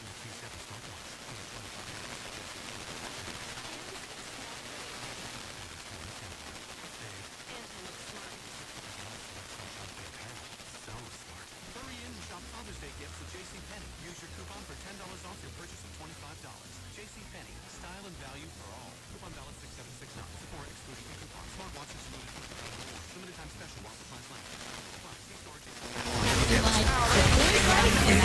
One very short time on this earth, and only one opportunity to explore America. And there's no better way to do it than Buying an RV was the best thing we ever did. My husband and I have seen places I never thought I'd ever get to see. Sunsets in the Rockies. That Gator Farm in Mississippi. American RV has a huge selection of RVs to fit anyone's needs and budget. You only live once. Fun,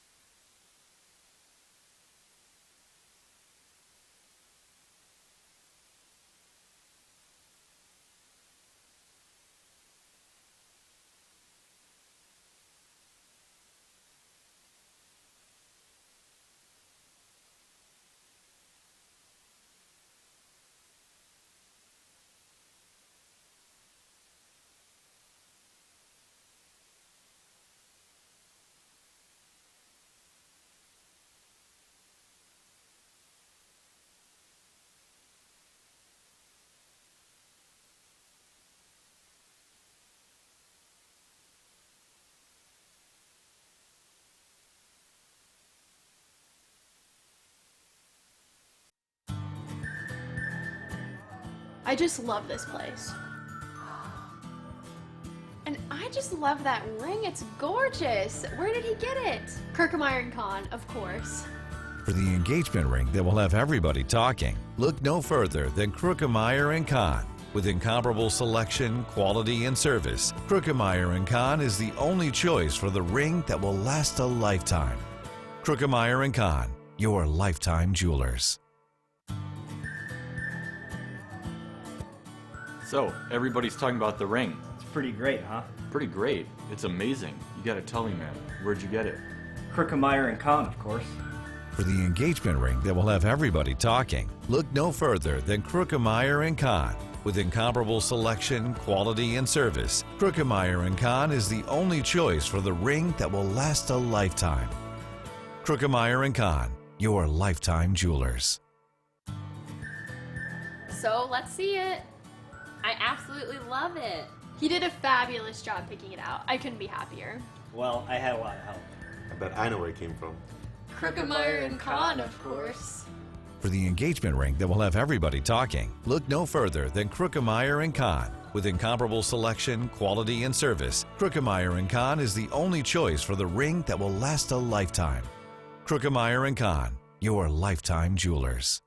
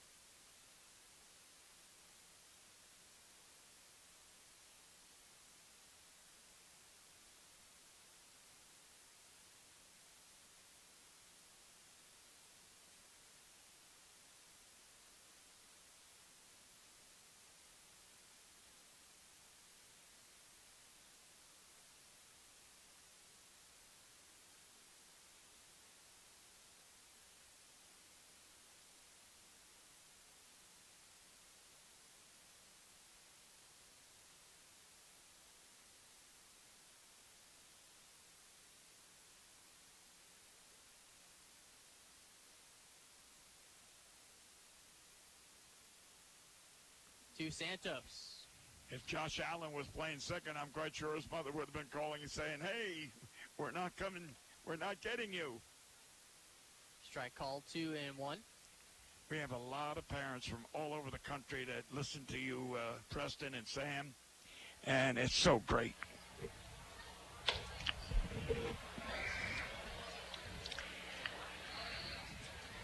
Three and one the count now. Got a good crowd here tonight. And ball 4. As Santos, the 2-out walk, heads to first.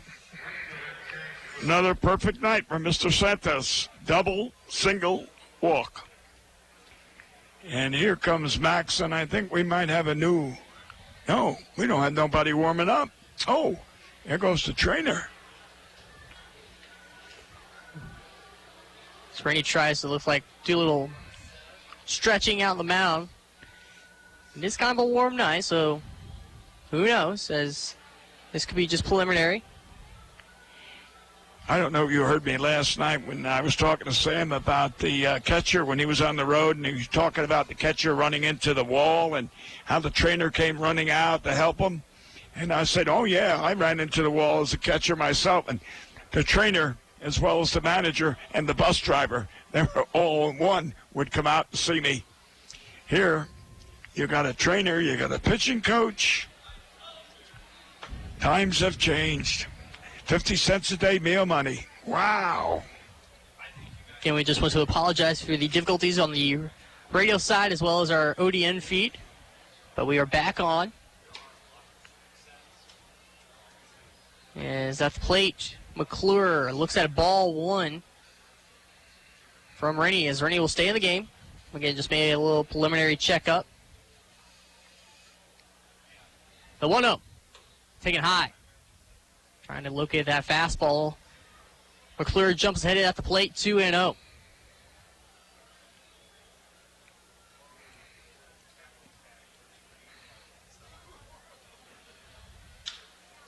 Fly ball to right.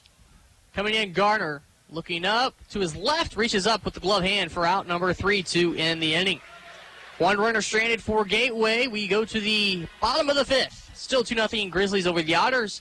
Here on 91.5 FM WUEV and the Evansville Otters Digital Network, powered by Crickemeyer & Kahn. Why Old National Bank? Old National Bank began in 1834 with just one room and a passion for helping people prosper. Today, we are honored and grateful to be the financial partner for so many businesses, families, and individuals like you. From our commitment to safety and security to our promise of service that will exceed your expectations, we want to be your bank for life. Old National Bank, member FDIC. This Evansville Otters broadcast is made possible through support from New Image Travel. New Image Travel provides motor coach charter service to the United States and Canada with pickup within a 150-mile radius of Evansville. A full list of New Image Travel's offerings can be found online at newimagecharter.com. New Image Travel can be reached toll-free at 1-800-432-6213. New Image Travel, a proud supporter of Evansville Otters baseball. The local area Pepsi Bottling Group distributors would like to wish the Evansville Otters the best of luck in today's contest. Featuring Pepsi Company products for distribution to retailers and vendors in the Tri-State, the Pepsi Bottling Group has 3 Tri-State locations at 901 East Diamond Avenue in Evansville, 2605 West Main Street in Marion, Illinois, and at 3081 Kentronics Drive in Owensboro. More information on Pepsi products can be found online at PepsiCo.com. Pepsi, a proud supporter of the Evansville Otters.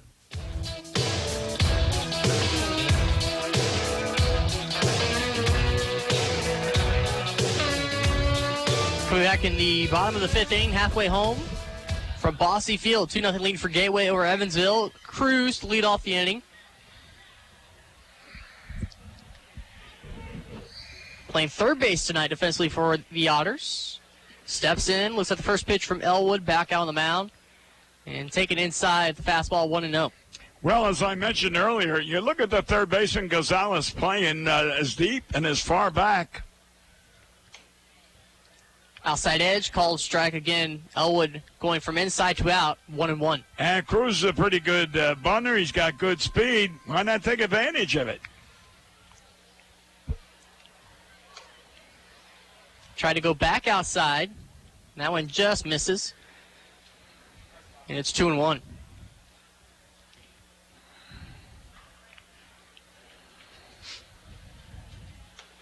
That's a good pitch. And there's no doubt about it. Elwood just attacking the zone and just being aggressive here in this at-bat against Cruz. Low outside corner called strike 2. evens the count. Try to maybe overthrow that one as that one spiked off the plate and goes. Yeah, Mr. Elward's been around the plate all night long, so you got to give him credit. He's throwing a pretty good game. He's not overpowering. He's got a good breaking pitch. He's got an off-speed pitch.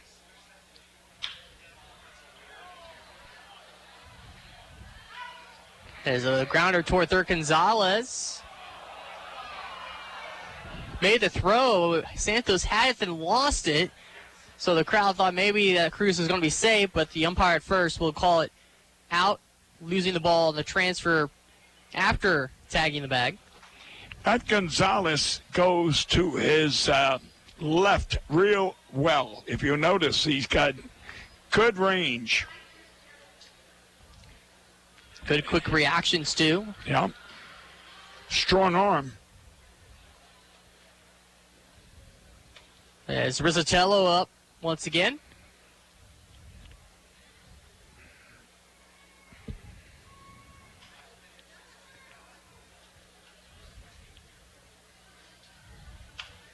The 1-0 foul back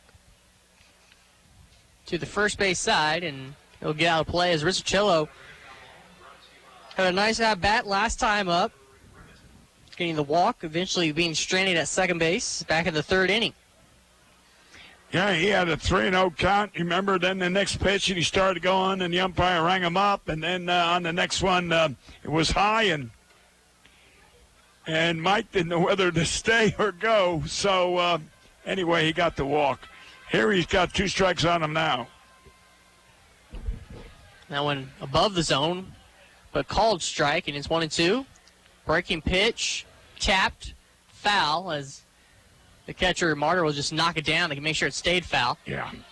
Would have rolled foul anyway. The way that tarp is, and it is a tarp.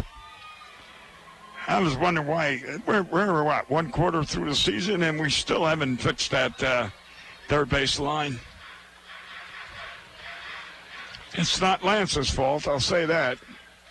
You got too many high school games on there. Of course, it's the high school, the school board runs this program.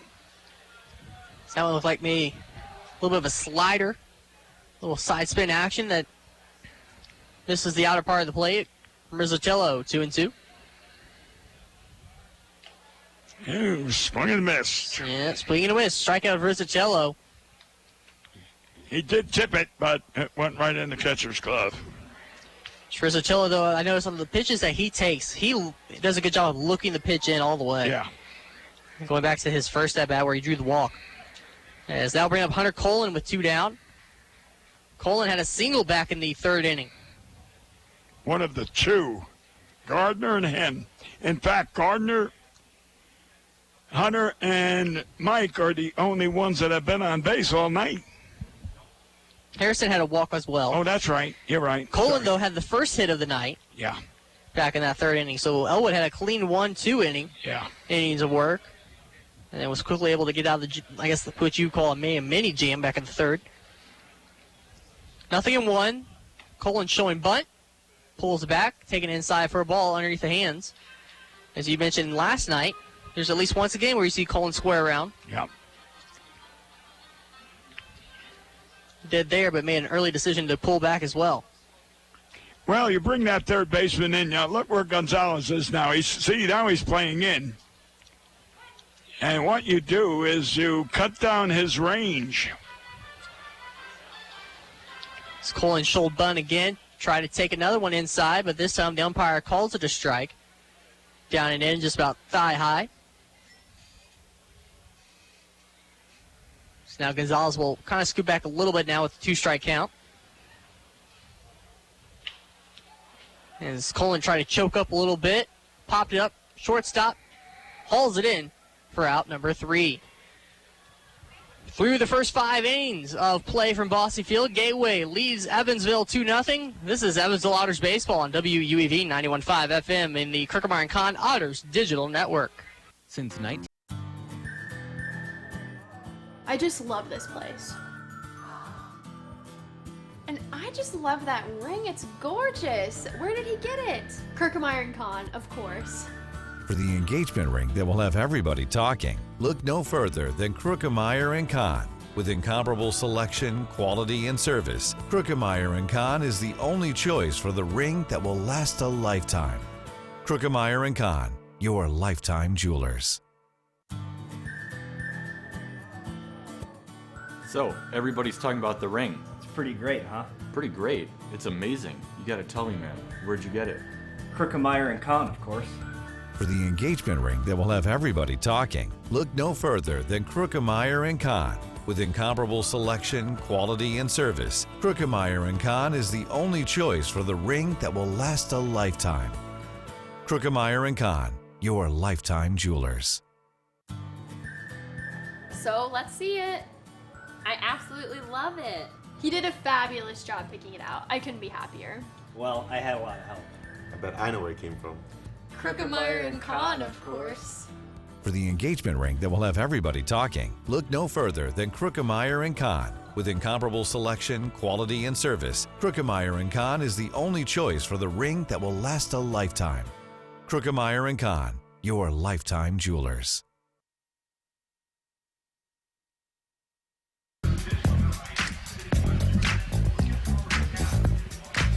Heading to the 6th inning for Boston Field. Gateway leading the Otters 2-0 so far. Gateway with a win tonight could take the series, look for a sweep tomorrow.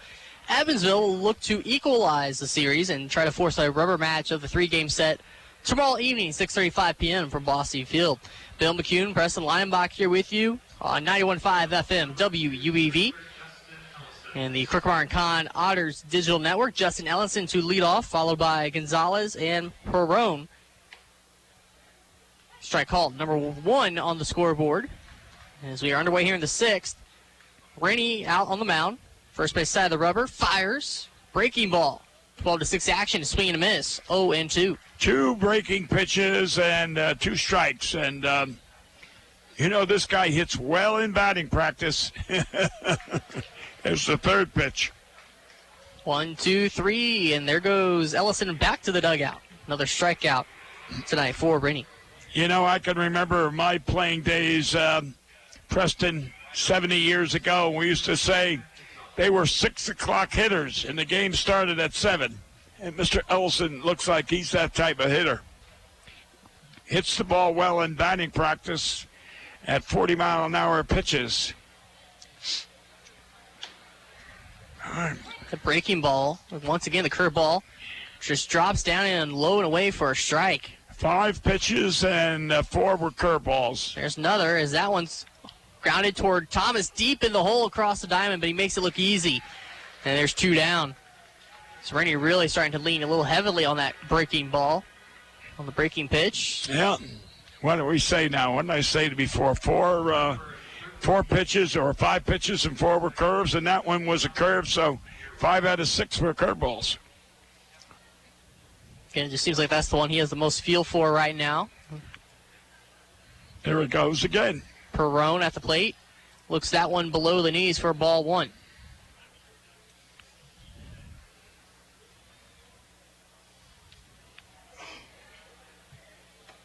Hey. Ooh, that one took a little bit off of it. Yep. Just kind of floated in there, and it's 1 ball, 1 strike. I'd give him a fastball now just to let him know that he's not going to get curveballs. Oh, yeah. Give him another one. Tied him up, too. Swing and a miss. It's 1 and 2. Made me look bad. 1 fastball so far to 3 hitters. As Rennie could really make this a quick inning. The 1-2. Swing and a miss. He gets the strikeout. As Brisatella dropped it, has to throw it down the first for the put out. 2-3. Nice, solid inning of work right there in the 6th for Rennie. And we go to the Otters half of the 6th frame from Boston Field. This is Evansville Otters baseball.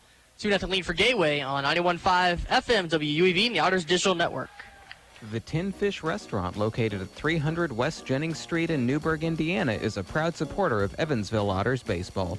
Independently owned and operated, the Tin Fish menu features salads and sandwiches, as well as seafood platters and combos, and seafood burritos, tacos, and burgers. The Tin Fish Restaurant is open 7 days a week from 11 a.m. to 8 p.m. It can be reached by phone at 812-490-7000. The Tin Fish Restaurant. Have you been looking for a way to learn more about the University of Evansville experience? Well, Purple Visit Day is a great way to learn more about how to become a UE student. Join us on campus Friday, June 22nd, 8:15 a.m. to 2 p.m. Spend the day on campus. Learn about financial aid and scholarships, student life, Harlexton, tours of campus, and meetings with faculty. Purple Visit Day is coming, June 22nd. For more info or to register, go to evansville.edu/visit. Injuries are inevitable. It doesn't matter if you're playing baseball, walking the dog, or falling from a ladder. Injuries happen. When they do, Tri-State Orthopedics offers treatment for sprains, strains, and fractures by medical specialists. Tri-State Orthopedics is located at 225 Cross Lake Drive in Evansville, just north of the Lloyd and I-164. Tri-State Orthopedics can be reached by phone at 812-477-1558. Its urgent care line is 812-474-OUCH. Tri-State Orthopedics, a proud supporter of Evansville Otters baseball.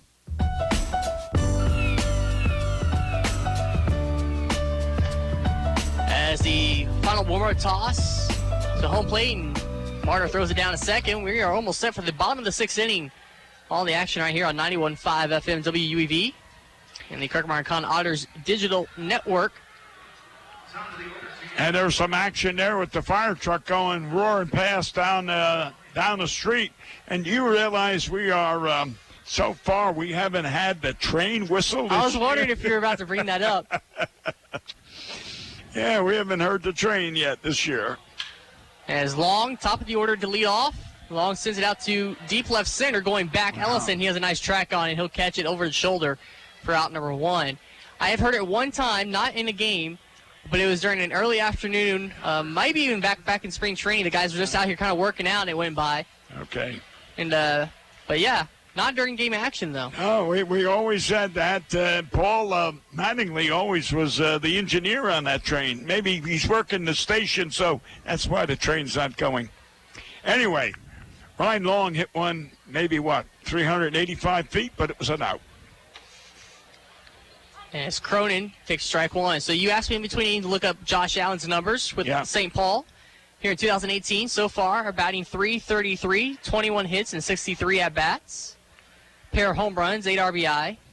Total of 8 extra base hits, 6 walks. On-base percentage at .427, and has crossed home plate 12 times. Wow, but he's batting .300 with several home runs. Way to go, Josh Allen, the MVP of this league in 2016. Count now 0-2 to Cronin. Just joined the Otters yesterday. Looked at the 0-2 near the shoe tops for ball one. Nate, the radio announcer for the Grizzlies, was telling us about one of their former ball players that's now just got called up to the major leagues today. Yep, going to the Miami Marlins for the second time this year. And he'll pitch against the St. Louis Cardinals tomorrow afternoon at Busch Stadium. Swing and a miss. Pitch dipping down in the dirt from Elwood. And Cronin is out. Well, it just shows you here you could be playing in Otterville here, Bossy Field, today, and you could be pitching in Busch Stadium tomorrow. So you still have a chance, and that's what all these young ball players out here are thinking. They still have a chance. As there goes another fire truck, as that one's foul tipped to the plate by Toby Thomas, and it's 0-1. And the one, because as a Cardinals fan, that I recognize the most, being out of the Frontier League, Jose Martinez for the Cardinals has put up a sensational year so far. The former Rockford Aviator, when the Aviators were part of the Frontier League, playing for the Cardinals now. They're everyday first baseman pretty much. Oh. And as now Thomas looks at a 1-1 count. So like you said, it is definitely possible. It's just about putting the work in and staying with it. As Thomas looks at a ball 2, and it's 2-1. Well, if you if you got faults and you're here and you got some coach saying, this is what you need to improve, you got to have your ears open and listen and try what the coach is saying. That's out of here. No, it isn't. That's died. Just not quite squared away on the barrel, as that one is a fly ball to left. 2-1 count from Thomas to end the frame. I thought when it left the bat it was going, but then it died. As that will wrap up the sixth. Going to the seventh, 2-0 lead still for Gateway. This is Evansville Otters baseball, 91.5 FM, WUEV. Sam Jelinek will be back with you here on the Crooker Kahn Otters Digital Network. I just love this place. And I just love that ring. It's gorgeous. Where did he get it? Kirkemeyer & Kahn, of course. For the engagement ring that will have everybody talking, look no further than Krookemeyer & Kahn. With incomparable selection, quality, and service, Krookemeyer & Kahn is the only choice for the ring that will last a lifetime. Krookemeyer & Kahn, your lifetime jewelers. So, everybody's talking about the ring. It's pretty great, huh? Pretty great. It's amazing. You gotta tell me, man. Where'd you get it? Krookemeyer & Kahn, of course. For the engagement ring that will have everybody talking, look no further than Krookemeyer & Kahn. With incomparable selection, quality, and service, Krookemeyer & Kahn is the only choice for the ring that will last a lifetime. Krookemeyer & Kahn, your lifetime jewelers. So let's see it. I absolutely love it. He did a fabulous job picking it out. I couldn't be happier. Well, I had a lot of help. I bet I know where it came from. Krookemeyer & Kahn, of course. For the engagement ring that will have everybody talking, look no further than Krookemeyer & Kahn. With incomparable selection, quality, and service, Krookemeyer & Kahn is the only choice for the ring that will last a lifetime. Krookemeyer & Kahn, your lifetime jewelers. I mean, whoop, whoop.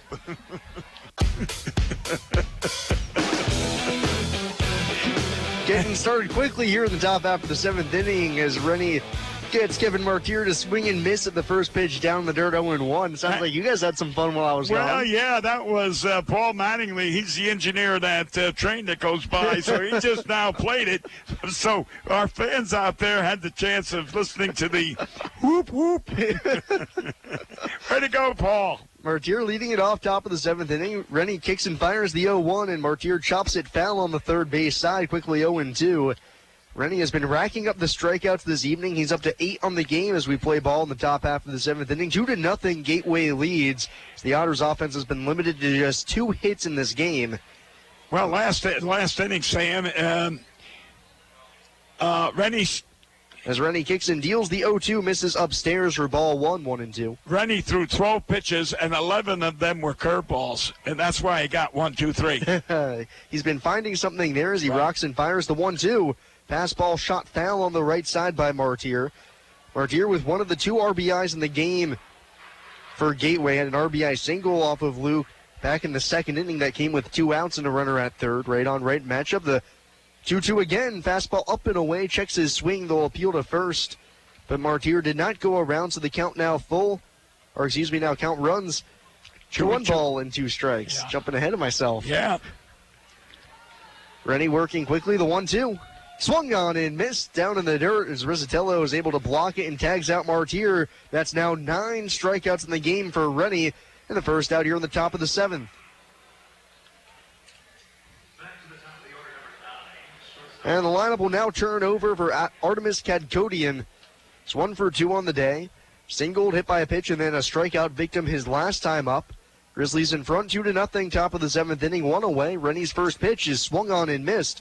Kadkodian went after a high curveball. Couldn't barrel it up, though, and it's no balls and 1 strike.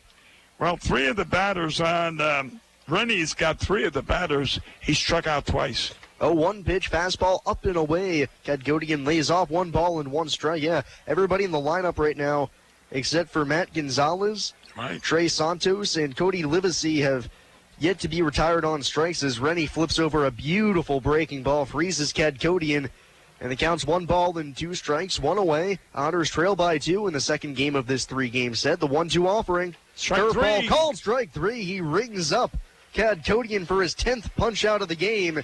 Luke Rennie is dealing tonight.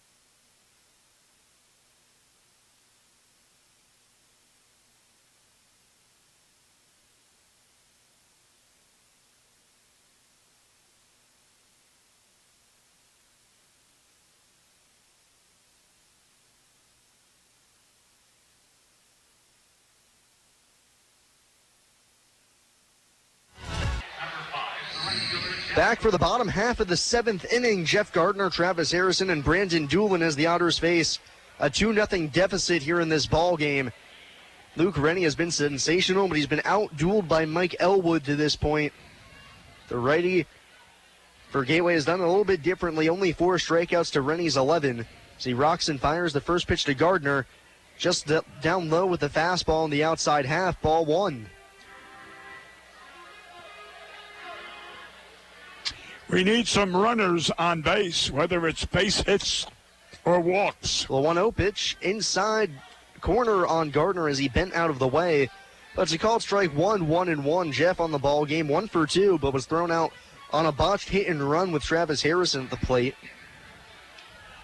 Just 2 hits in the game for the Otters. So Elwood deals the 1-1. Straight back to the screen, Gardner on that fastball, but can't barrel it up, and it's 1 ball and 2 strikes, 2-0. Gateway leads in the bottom half of the 7th inning. The Otters look to avoid their 5th consecutive loss. Well, the Otters have been known over the years to score in the 7th, 8th, and 9th innings, so here they've got the chance to score in the 7th. The 1-2 pitch. Gardner chops it foul off his own leg. He's able to stay alive, and it's still 1 ball and 2 strikes.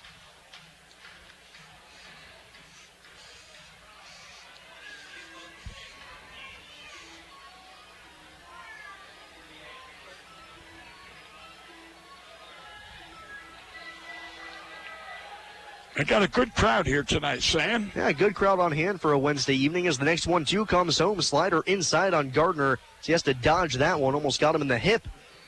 But the count moves back to level 2-2. Well, we can take a walk is just as good as a hit. And even if Gardner hit a home run, we'd still be shy. 2-2 pitch. Fastball up and away. Good eye by Gardner. So he watches that one blaze across his shoulders off the outside corner.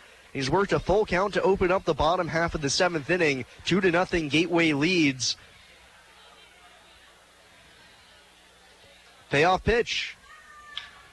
Off of Gardner's thumbs and on a couple of hops to the second baseman, Pierrone, but he misses it as it's through his legs and on into shallow right field. The Otters catch a humongous break. That one's right through the wickets of Pierrone, and the Otters have a leadoff base runner and quite possibly just the break they were looking for. You know, when you play nonchalant, that is when those things happen. He was so sure, and he was lazy in his approach. And if you watch Gardner out of the box, he wasn't running all that hard, so Pierrone had time and a half to be able to get Jeff at first. But that ball off the thumbs with a little bit of spin on it, a little bit of extra mustard, tenses up Pierrone. It's an error, and now Harrison at the plate takes a called strike 1 on a fastball belt high. That might have been the break the Otters have been looking for all night. I mean, here you got a runner. The tie score is at the plate. No outs. Gardner at first base, nobody out. After the error, Travis Harrison at the plate. He's 0 for 1. Walked his last time up and then stole second. Travis, that was his 5th steal of the year. Tops on the ball club.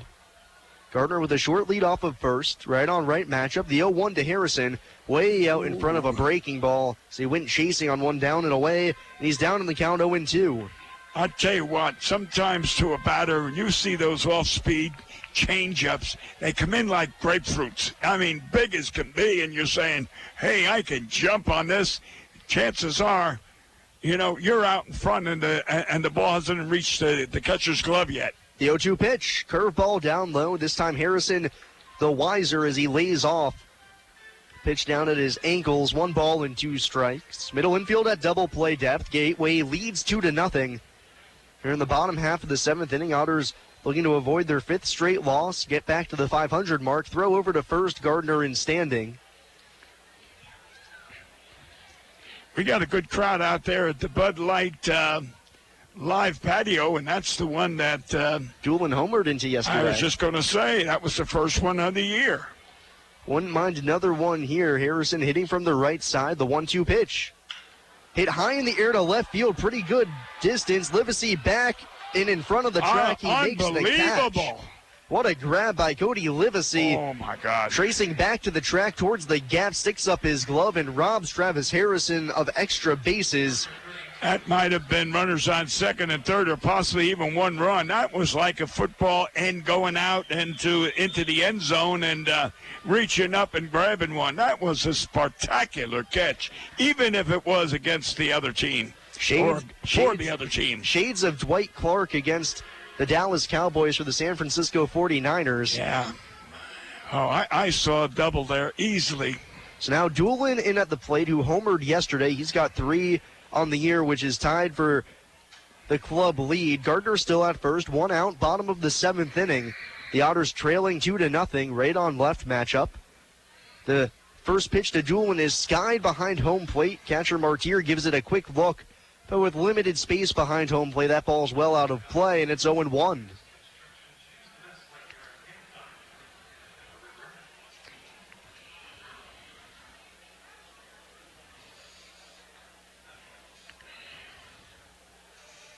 I'll take a double.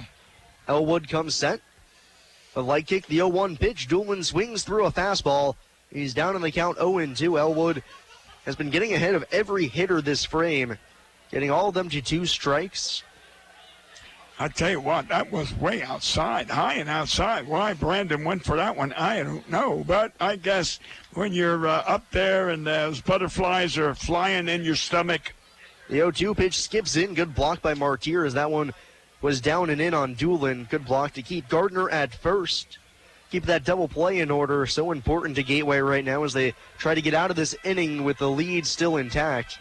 So it looks like Keanu Cummings getting loose down in the bullpen for the Otters. And they have a right-hander down there. Ooh, boy, look at that subber. Right-hander throws submarine. Haven't seen that yet this year. Hey. 1-2 pitch. Doolin foul tips it at the plate just off the glove of Martier, so he stays alive.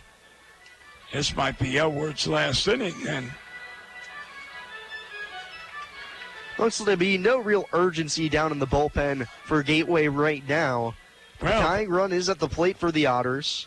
I wouldn't, if I was Phil, I wouldn't take him out. He's doing too good right now. 1-2 pitch again. Doolin hits it on the ground off the glove of Elwood towards second base. Elwood off the mound. Field slides, throws, but not in time. It's an infield single for Doolin.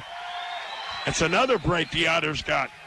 And what looked like a surefire 1-6-3 double play turns into an infield knock for Doolin, and the Otters have 2 aboard with 1 out. I tell you, so far the Otters got the breaks this inning. Now the big part is capitalizing on it. So that ball was a 1-hopper to Elwood on the mound, just off his glove, ricocheted towards the second base area. He went down to a slide to try and field and throw in one motion, but no dice. The Otters have something cooking now with 1 away. Gardner at second, Doolin at first. The ball hasn't left the infield. The Otters have a rally here in the 7th inning as they trail by 2. And out comes the pitching coach for Gateway. Hey, here comes a new pitcher. Richard Barrett coming out. He hasn't made a motion to the bullpen yet. We'll see what happens.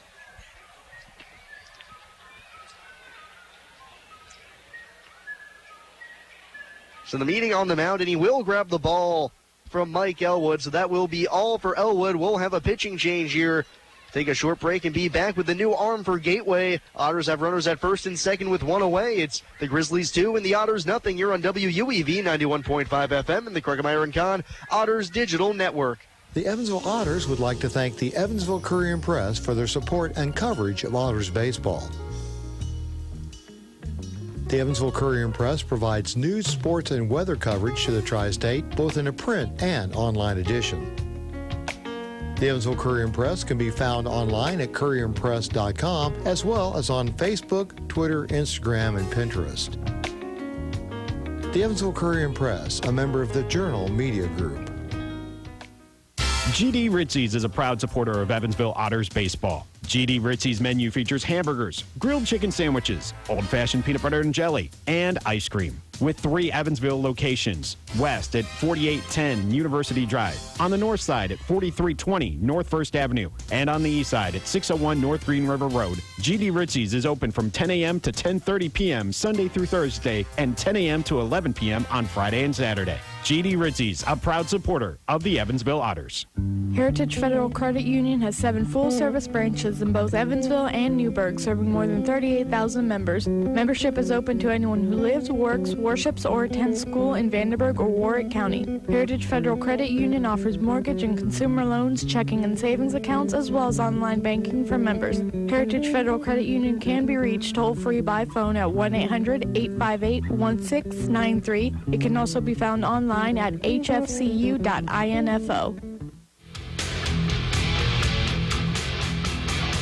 Otters with their biggest scoring opportunity in this game to date, but they'll have a new arm out on the mound now with runners at first and second, one away, bottom half of the 7th inning. Gateway leads 2-0. It's Josh Glick from the Division II powerhouse Nova Southeastern University. The 5'11", 185-pound righty throws submarine-style, little sidearm action, and he has been absolutely superb this year. This will be his 10th game. He's got a .77 ERA, 11 2/3 innings, 12 strikeouts, 4 walks, and 4 hits allowed. As it was just in his most recent outing, he gave up his first run of the year. It was back on June 3rd against Normal when he pitched 2 innings, gave up 1 run on 2 hits. And I'll have Gardner at second, Doolin at first, and Manny Cruz stepping in. The Grizzlies in front 2-0 here in the bottom half of the 7th inning. Glick comes set. First pitch home. Targets the outside corner and gets it at the knees on Cruz, 0-1. Don't look overpowering, but he's got a pretty good breaking slider. And a funky delivery to go with it. Yeah. As Cruz stands in, he's 0 for 2. Fly out to center, also a ground out to third. 0-1 pitch. Chopped on the ground, foul towards Andy McCauley in the third base coach's box. And Cruz quickly down in the count, 0-2. Otters haven't had many base runners to speak of tonight, just 3 hits. They've only drawn 2 walks in this game as well. Harrison on that steal is probably the only player who was on second base all night. I think so. Oh, no, yeah. Yeah, no, just Rizzatello and Harrison as Cruz fouls off the 0-2 pitch to stay alive. Right, I was just thinking Mike was on third, yes, earlier. Rizzatello was on second and got to second. Yeah. 2-0. Evansville trails here in the bottom half of the 7th inning, looking to avoid their 5th straight loss. Glick comes set. Looks back to second, the low leg kick, the 0-2. Slider called, strike 3 on the inside corner, and Cruz is not having any of it. As that pitch starts at his hip and comes back to the edge to ring up Cruz looking for the second out. Runner still at first and second with Gateway leading by 2. Well, here's one of the players you want to be batting in this situation. He's a contact hitter. Get a base hit. The ball.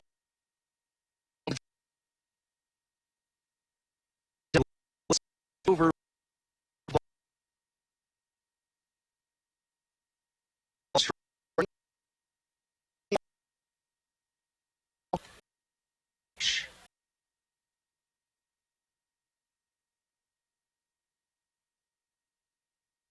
As that ball's into the for strike two. Rizzatello quickly down in the count. With runners at second, Gateway in front 2-0 with in the bottom half of the seventh inning. Yeah, Mike, this is the chance for you to really come through with the big hit. At least one run. Rizzatello with just one RBI on the season. That came over the weekend at Southern Illinois on a sacrifice fly. But he'll take a base hit here as Glick comes ready. The 0-2 pitch. All off his backstop as it's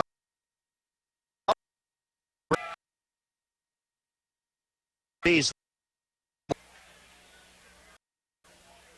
So he had trouble picking that baseball up, finally retrieves it and calls time. So everybody advances. To third goes Gardner, up to second is Doolin. Now with a base hit, the Otters could tie this game. Yeah, that's right. You're right. A base hit could tie it. Remember that big triple he got, Mike? I think that hit he got was a double, I think, and then he got a triple. Down the left field line at Joliet. Yep. 1-2 on Rizzatello. Here's the pitch. Just able to get a piece of it as he smacks it straight back to the screen. The count still 1-2. See, this guy's throwing a pure slider, hitting the middle of the plate, then drifting away. So actually, Mike's got to reach in order to make contact. 1-2 one more time. Fastball inside, brushes Rizzatello off the plate as he jackknifes out of the way, and that fastball in for his.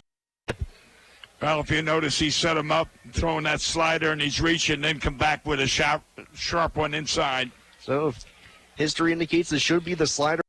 Here sets up away, and it is the slider. A little looping liner to Gonzalez at third. He gloves easily to end the inning. Otters leave two aboard here in the bottom half of the inning. We go to the Grizzlies 2 and the Otters nothing here on WUEV 91.5 FM and the Kruckemeyer and Kahn Otters Digital Network.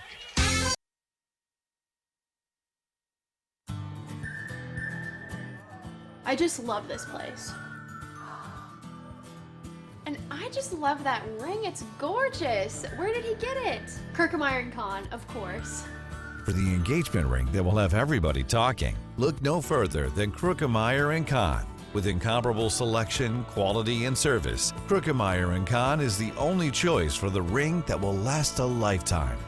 Kruckemeyer & Kahn, your lifetime jewelers. So, everybody's talking about the ring. It's pretty great, huh? Pretty great. It's amazing. You gotta tell me, man. Where'd you get it? Kruckemeyer & Kahn, of course. For the engagement ring that will have everybody talking, look no further than Kruckemeyer & Kahn. With incomparable selection, quality, and service, Kruckemeyer & Kahn is the only choice for the ring that will last a lifetime. Kruckemeyer & Kahn, your lifetime jewelers. So let's see it. I absolutely love it. He did a fabulous job picking it out. I couldn't be happier. Well, I had a lot of help. I bet I know where it came from. Kruckemeyer and Kahn, of course. For the engagement ring that will have everybody talking, look no further than Kruckemeyer & Kahn. With incomparable selection, quality, and service, Kruckemeyer & Kahn is the only choice for the ring that will last a lifetime. Kruckemeyer & Kahn, your lifetime jewelers.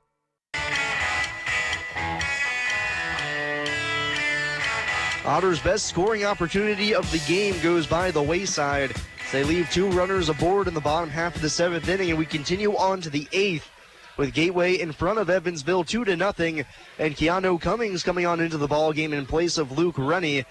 Keanu, this will be his 13th appearance. He's 0-2, one save, 14 in a third inning, 16 strikeouts against just 3 walks, 14 hits allowed, and a 3.14 ERA for the southpaw from Siena University. Yet, you know, Sam, what I was happy to see was Rizzatello lined out. He didn't strike out. So, you know, when you make contact and it's the third out, that's one thing. Striking out, you know, there's no call for it. But anyway, Mike went down with a good line drive to third. So that means the book is closed on Luke Rennie, who, despite the heroic effort, is on the hook for the loss right now. He goes 7 innings, giving up just 7 hits, 2 runs, both of them earned on 1 walk and 11 punch-outs, a new career high for him as Andy McCauley's out to speak to Keanu. Out comes the trainer as well. So I'm not sure what's going on, but the trainer waved off. Keanu's fine. We'll get ready to play the top half of the 8th inning with Gateway leading 2-0. So Luke on the hook right now for the tough luck loss. He's been outdueled by Mike Elwood, who after 6 1/3 left this game, and he's in line for the victory. And Blake Brown will lead it off, 3, 4, and 5 for Gateway. Brown 1 for 3, singled in the first, but since then has grounded out to short and struck out looking. Am I right? Elwood had 5 strikeouts, and that was it. First pitch to Brown is swung on and missed as he whiffs on the fastball. Yep, 5 strikeouts for Brown. Yeah. Or for Elwood, excuse me. Right. Now Brown down the count, 0-1. Keanu working from the stretch position with nobody on base. Comes set, high leg kick the 0-1. Splitter misses down low for ball 1, 1 ball and 1 strike.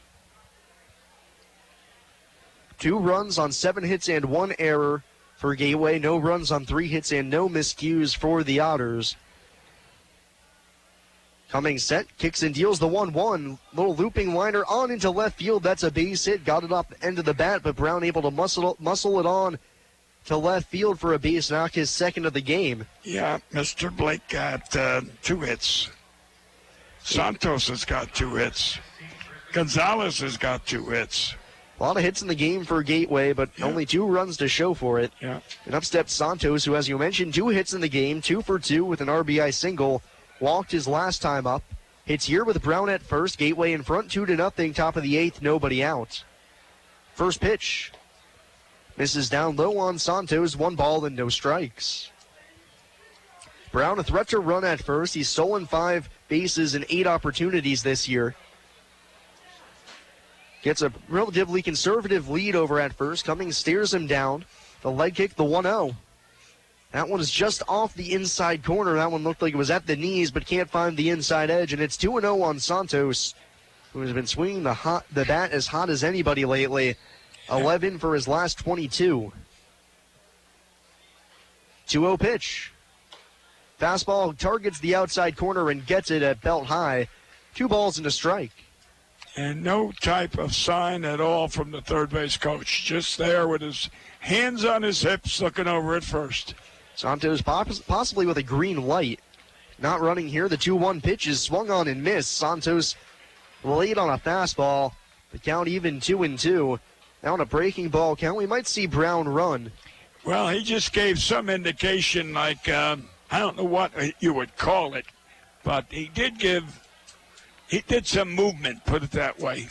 Throw over to first, Brown back in standing. So Keanu thinking the same thing we are, trying to keep Brown close at first. He represents an important insurance run, giving us how the Otters offense has been struggling so far this game. Another throw over to first. Brown once again back in without a dive. 2-0 Gateway lead. Top half of the 8th inning. Otters looking to avoid losing their second straight series. 2-2 pitch. Fastball off the outside edge at belt high. That looked good. Keanu can't get the call, and the count's full 3-2. We'll see if Brown will be off from first. Well, no sign yet, except he went to his ear. Now he went to his cap. Cummings set, the payoff pitch, runner goes. Ball 4 down low, so the throw to second won't matter. Santos draws his second walk of the game, and Keanu in some trouble to begin the top of the 8th inning. Runners at first and second with nobody out, and Gateway already in front, 2-0.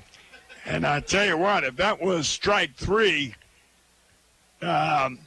Ristello threw that runner out going to second, so you'd have 2 outs. That was a perfect throw. That's one of the things that I like about Ristello. He's a very, very good defensive catcher with a very strong, accurate arm. Now at third, Phil Warren, the coach, gave a little talking to McClure, who does not show bunt on the first pitch. Instead takes a called strike 1. So no bunt on for the first pitch, and no sign, are now a few signs given for Warren. As McClure steps in, hitting from the right side, 0 for 3 tonight, but had 4 hits in the game yesterday. Cruz is playing deep on third. 0-1 pitch. No bunt, instead popped up in foul ground down the first base side. Doolin giving chase in front of the stands. He settles up and makes the catch and runs the ball back into the infield to keep Brown at second base. A big first out for the Otters As McClure not bunting, instead pops out for the first out, and nobody can move. Well, here comes Ellison, who has struck out twice tonight, once last night. And now 0 for 6 to begin his Grizzlies career as well. Right. Left on left matchup. The lanky Ellison hits from the left side. Cummings peering in for the sign. Now straightens up as he comes set. Looks back to second. The leg kick in the first pitch. Called strike one on the outside corner as he drops a splitter in on Ellison. Gateway looking to extend their advantage. They lead 2-0, top of the 8th inning. Runners at first and second, one away for the center fielder Ellison, who digs in. Cummings comes set above the belt. The high leg kick in the 0-1 pitch. Splitter in the dirt. Good block by Rizzatello as the runners are forced to stay where they are. 1 ball and 1 strike.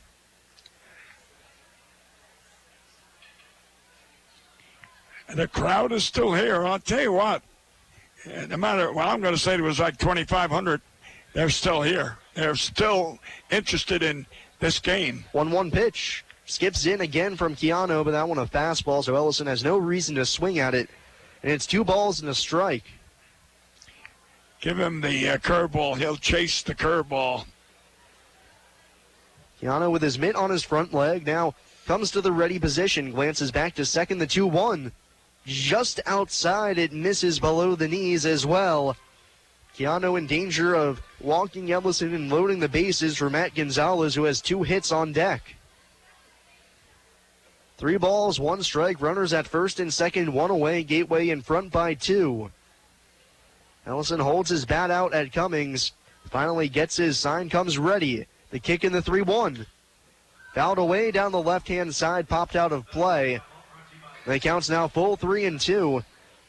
And a possible interesting situation for Phil Warren, the Gateway manager, putting the runners in motion with only 1 out. I'm going to gamble they're going to steal, and I would throw the curveball low outside. I'll guarantee you he'll go after it, and you might get the double play at third base. Payoff pitch, runners go, swung on and missed. Throw down to second for the trail runner, fielded by Thomas. Runner is tagged out. It's a strike him out, throw him out, double play.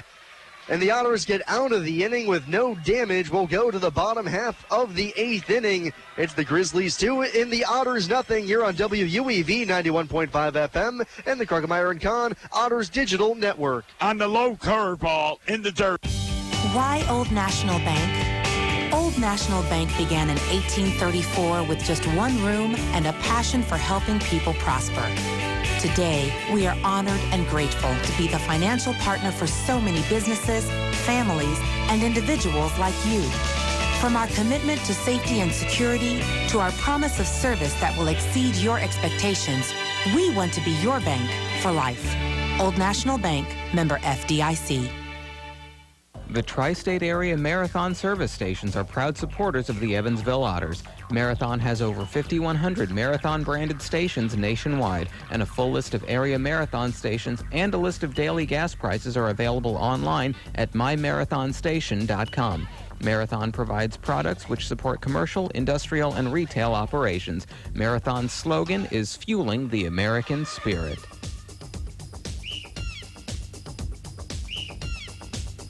This Evansville Otters broadcast is made possible through support from New Image Travel. New Image Travel provides motor coach charter service to the United States and Canada with pickup within a 150-mile radius of Evansville.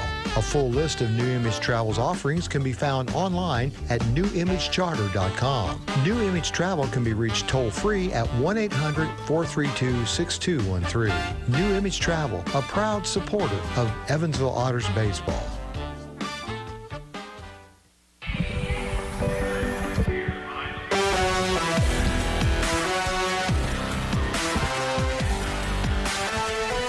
So the Otters avert potential calamity in the top half of the 8th inning thanks to a strike him out, throw him out double play. We move to the bottom half of the 8th inning. It's Gateway 2 and Evansville nothing. So the Otters need some runs here late to avoid a 5-game losing streak as well as being shut out. So that would surely be something they'd like to avoid given their offensive woes as of late. But a new arm on for Gateway as replacing Josh Glick, who got the final 2 outs of the 7th inning, is Colton Freeman. Southpaw making his 9th appearance, 8 2/3 innings, 12 strikeouts, 9 walks, and 3 hits. So he's a little bit wild, but just a 1.03 ERA. So he's been able to work around the base runners, and he'll face Cullen, Long, and Cronin, all left-handed hitters here in the frame, with Gateway nursing a 2-run lead. Well, if he's got the tendency of walking, I would say take the first strike. Cullen 1 for 2 on the day, popped out to short and also singled his first time up. Corner is playing in, guarding against the bunt. Cullen has been sliding his hand up the barrel a few times today. First pitch. This is down and away for ball 1.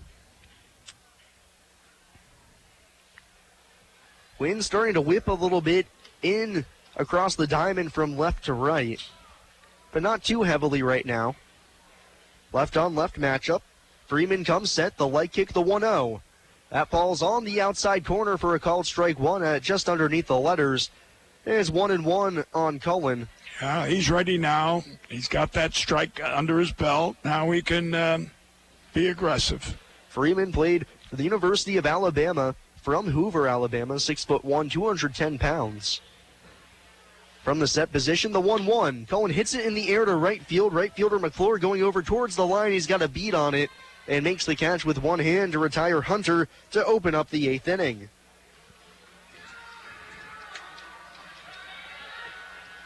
Cullen a little bit jammed on that one. Put a good swing on it, but couldn't barrel it up. So had enough hang time for McClure to get under it going towards the line. And the lineup now turns over for Ryan Long, who's 0 for 3 today with a pop-up to short, flyouts to right and center. And that one to center was just, tagged. Left on left matchup again. The first pitch takes a curveball down in the dirt as Martier can't pick it behind the plate. It rolls towards the Otters dugout. And it's 1 ball and no strikes. Ryan was 1 for 5 yesterday. Coming into today, he was 6 for his last 18. Make that 6 for 21 now. As Freeman comes set, the kick in the 1-0. This is down and away again as that curveball gets away from him. Well, he got 4 hits on Sunday. On Sunday, yes. First 4-hit game for any Otter this season. He had 4 base hits. Now ahead in the count, 2-0. The pitch. Fastball underneath the letters, but right down the middle for strike 1. 2 balls, 1 strike on Ryan. On deck, David Cronin, who's 0 for 3. The 2-1 pitch. Line drive single into right field in between the first and second baseman. A clean base knock for Long. As McClure gets it in, Long rounds first, but will hold up there with his first hit of the game, and the tying run will come to the plate in the form of David Cronin. Just a smooth-looking swing from Ryan, smooth as silk. Yeah. Just lines it through the hole on the right side, an easy base knock. Just the 4th hit of the game for the Otters, and Cronin now stands in. He's 0 for 3. 2 strikeouts with a flyout to left sandwiched in between. Third baseman Gonzalez playing even with the bag. First baseman holds on Long. Left on left matchup again. First pitch. Swings and fouls back a fastball as he was late on it. 1 ball, or no balls and 1 strike. Right, it was a little high, too. He had made up his mind he was swinging. He lifts that leg up and he commits himself. He's already had several situations where he didn't want to swing, but that batting stance commits himself. Throw over to first, Long back in, standing. 1 out, bottom half of the 8th inning. Gateway in front 2-0 in the second game of this 3-game set as the Otters hope to avoid a 5-game losing skid. Now the third baseman moved back, and we know Cronin can bunt. The 0-1 pitch. Swings and misses at a ball in the dirt. Blocked by Martier. Long holds on at first. You see, he lifts that leg up. He commits himself to swinging before the pitcher even throws the ball. That was a bad. Well, first of all, first one was high. It was a ball. That one was low and outside in the dirt, so that's ball 2. However, the count is 2 strikes and no balls. So Cronin will have to battle here. Long at first, 1 away. Bottom of the 8th inning, Otters down by 2. And another throw over to first, and Long once again standing back on the base.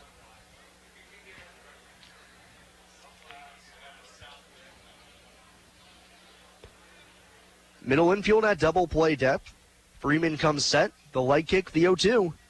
Curveball down in the dirt. Long takes off for a second, but throws on the brakes as they'll scramble back to first.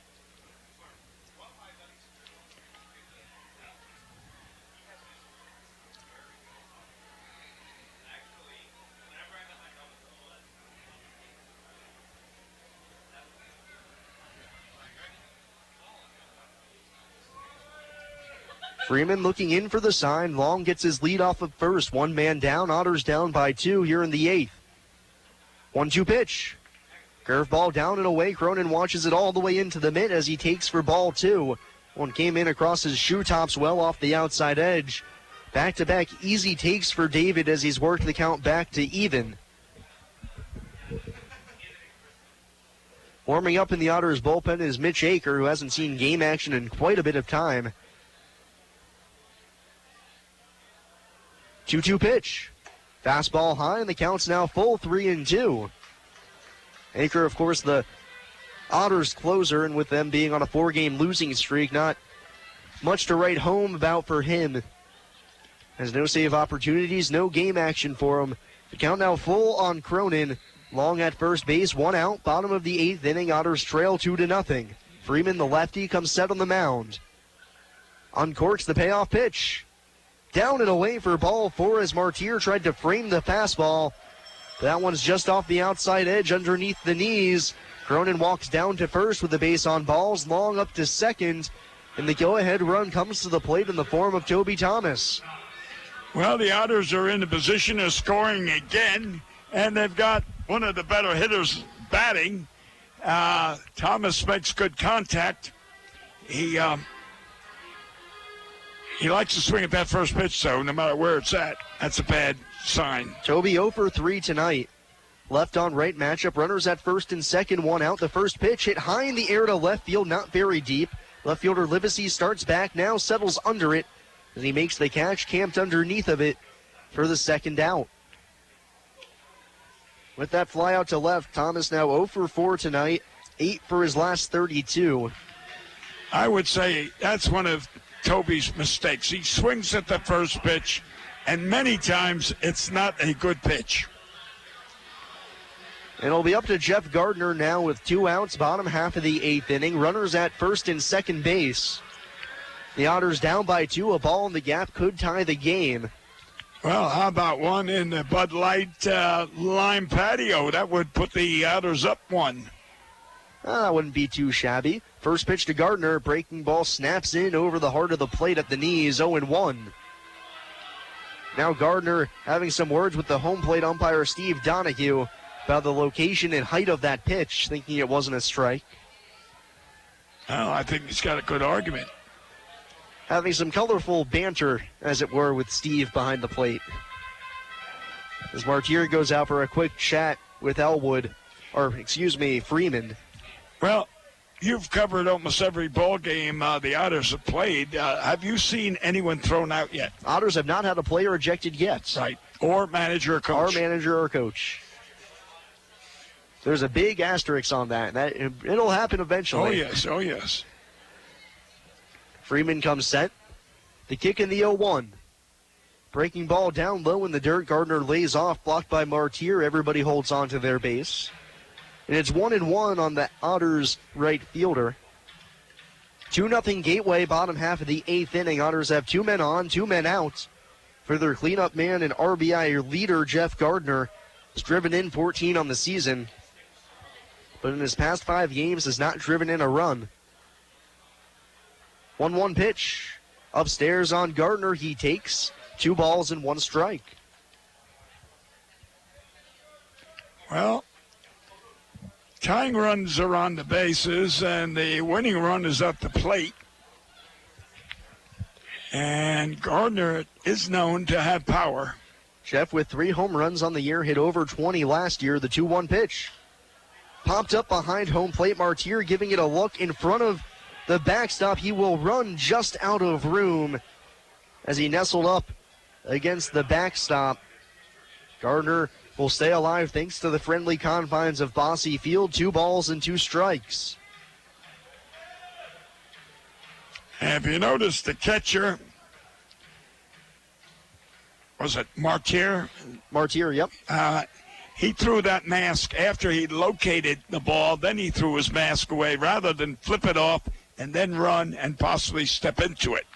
Always got to have safety first as Freeman comes ready. Uncorks the 2-2 pitch. Curveball down in the dirt. Martier with a beautiful block. That ball was about to spin away from him, but he's able to pounce on it quickly. The count full 3-2, so the runners will have a head start from first and second. Long at second, Cronin at first, Gardner at the plate. The Otters down by 2. Gateway on top 2-0 in the bottom half of the 8th inning. A tweener double could possibly score both runs. Cronin with a big lead off of first. So the first baseman, Santos, playing behind him. Freeman set. The payoff pitch. Fouled away by Gardner, back to the screen over top our heads. The count stays full 3-2. I'm a little bit scared with the lead Cronin has at first. Santos playing behind him. They put on a little daylight play. He could be toast. I wouldn't take the chance. Not in this situation. You're right, though. I mean, what you're thinking is right. Payoff pitch again. Down low for ball 4, and the bases are loaded for Travis Harrison. Second walk in the inning for Freeman. The bases now full of Otters for Travis Harrison, who with a base hit can tie this game.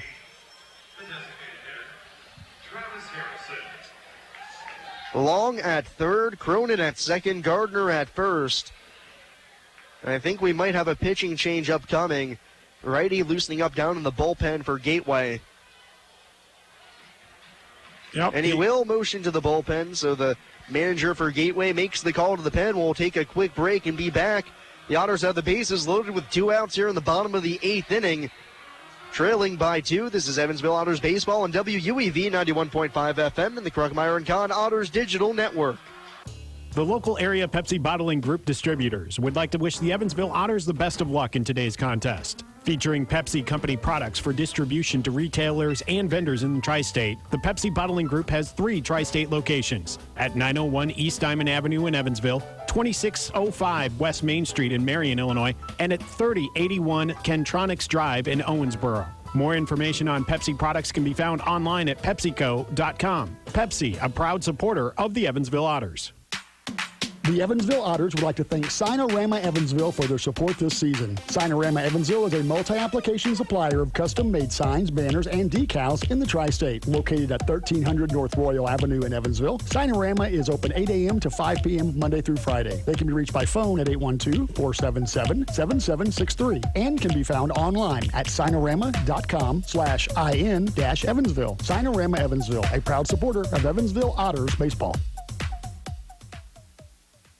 Since 1994, Slays Restoration has been assisting Tri-State residents clean up and restore their properties after disasters of all kinds. Located at 2121 Cotter Avenue in Evansville, Slays Restoration offers assistance for water damage, fire and smoke damage, mold and biohazard mitigation, complete reconstruction, and much more. Slays Restoration can be reached toll-free 24 hours a day at 1-888-776-8555. It can also be found online at slaysrestoration.com.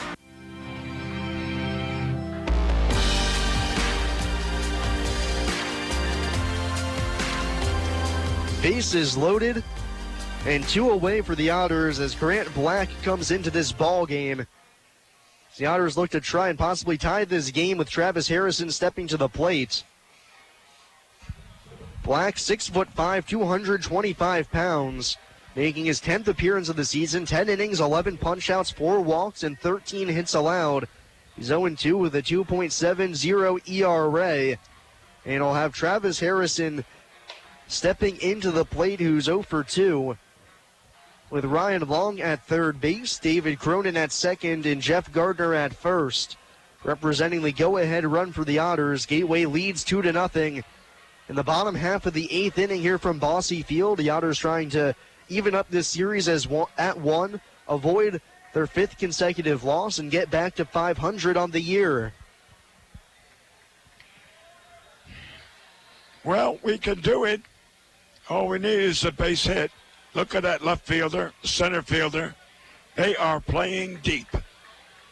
Cronin with good speed at second, just a base hit away from scoring as Harrison stands it. 7 RBIs on the CH tonight. First pitch. On the outside corner, an off-speed pitch nabs the edge, or thereabouts at least, and it's no balls and 1 strike. That looked like a cut fastball. Had just a little movement. Not much, but just enough. Black gets his sign, comes set above the belt. Serves up the 0-1. Hit high in the air to left field with good carry. Livesey going back on the track. Wall, see you later. Grand slam. Travis Harrison and the Otters grab a 4-2 lead. Yep. Way to go, Harrison. A grand slam home run for Travis Harrison. His 3rd home run of the year, the first grand slam of the year for the Otters, and they lead 4-2 here in the bottom of the 8th. I just watched that left fielder when he started taking off and running as hard as he could to that fence. I knew it was gone. Way to go, Otters. So the Otters now lead 4-2. Mitch Aker, who's warming up in the bullpen, will come on for the save in the 9th as Brandon Doolin steps in. Black's first pitch to him, swing and a miss. Doolin was trying to go back-to-back on back-to-back pitches. Comes up empty 0-1 and a rude opening for Mr. Black coming in out of the bullpen. The second pitch he throws ends up over the wall in left. I thought he probably was so satisfied with getting that first pitch over. He said, let me repeat it. The only thing is it was a little higher than the first pitch. Harrison put good wood on it, his 3rd home run of the year. He now leads the team in RBIs with 15 as well. 0-1 to Doolin. Fastball on the Black at the knees, outside edge. No balls and 2 strikes. 4-2 now our score. Bottom half of the 8th inning, Otters lead. Now have a chance to snap their 4-game losing streak. Black comes ready. Wheels and deals the 0-2. Grounded back to the screen by Doolin. He stays alive. Still 0-2. Just imagine, here's Elwood pitching a beautiful ball game for so many innings, and then all of a sudden one guy comes in, and remember we said, or you said he walked a lot, and I said take a pitch, take a strike, because he's liable to walk you, and that's what he did. He walked several batters. 0-2 pitch is swung on and missed by Doolin, but all the way to the backstop. Martyr back to get it. His throw to first is not in time as it skips by Santos, but backed up by Perone, the second baseman. So a strikeout, but a drop third strike allows Doolin to go to first. The inning will continue for Manny Cruz. Error on the catcher. Not sure if they'll give him an error. Not sure if it was a passed ball, but on the throw, I don't think even if it was accurate, if they would have gotten Doolin at first. But either way.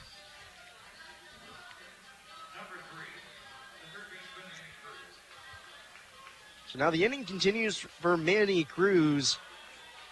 8th man to hit here in the frame. Otters now lead 4-2, bottom half of the 8th inning. Doolin at first. Cruz 0-for-3, struck out looking his last time up. Right on right matchup, the kick, the first pitch. Right down Broadway with the fastball, belt high, 0-1. Yep. I tell you what, a large crowd still here, and I bet you they were really happy when that ball went over that left field wall. It's been a little while since then. There's been some excitement here at Bosse Field since last Wednesday. The 0-1 pitch, Cruz sends it straight back to the screen, 0-2. It's nice to see something get the Bosse Field faithful on their feet. Well, we had a home run last night, and we had a home run tonight. And thank God for the long ball. 0-2 pitch to Cruz. Swung on and missed. He chases the high fastball, and the inning is over. But for the Otters, they take the lead on the Travis Harrison grand slam. We'll go to the 9th inning. Mitch Aker coming on for the save. It's the Otters 4 and the Grizzlies 2 here on WUEV 91.5 FM and the Kruckemeyer & Kahn Otters Digital Network. I just love this place. And I just love that ring. It's gorgeous. Where did he get it? Kirkemeyer & Kahn, of course. For the engagement ring that will have everybody talking, look no further than Kirkemeyer & Kahn. With incomparable selection, quality, and service, Kirkemeyer & Kahn is the only choice for the ring that will last a lifetime. Kirkemeyer & Kahn, your lifetime jewelers. So, everybody's talking about the ring. It's pretty great, huh? Pretty great. It's amazing. You gotta tell me, man. Where'd you get it? Kirkemeyer & Kahn, of course. For the engagement ring that will have everybody talking, look no further than Kirkemeyer & Kahn. With incomparable selection, quality, and service, Kirkemeyer & Kahn is the only choice for the ring that will last a lifetime. Kirkemeyer & Kahn, your lifetime jewelers. So let's see it. I absolutely love it. He did a fabulous job picking it out. I couldn't be happier. Well, I had a lot of help. I bet I know where it came from. Kirkemeyer & Kahn, of course.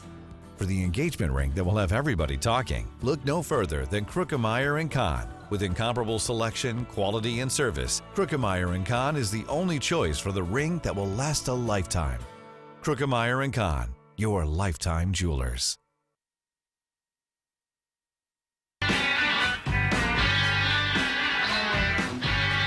That's one way to turn a deficit into a lead. The Travis Harrison Grand Slam gives the Otters a 4-2 advantage as we go to the 9th inning.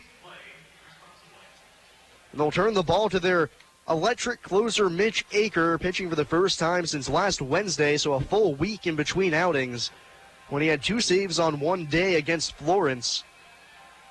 Mitch on the season 0-1, 1.17 ERA. This will be his 9th appearance. He has 7 saves, which is tied for tops in the league.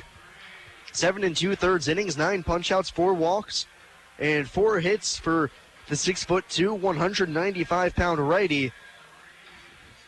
Coming on here to face the bottom of the Gateway order, Gonzalez, Pierron, and Martir. Evansville tries to even up this series at 1 and avoid a 5-game losing streak and get back on track and get back to 500.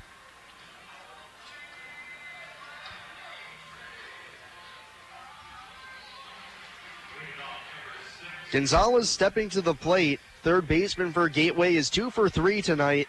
Tripled and scored in the second, singled and stole a base in the fourth, and grounded out to short his last time up.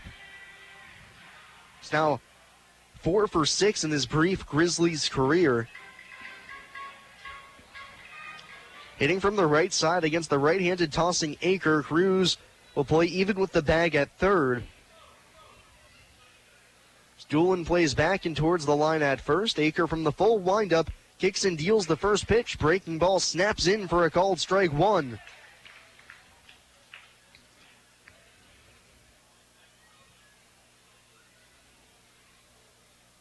Aker gets his sign, takes a deep breath, puts his hand into his mitt, now wheels and deals the 0-1.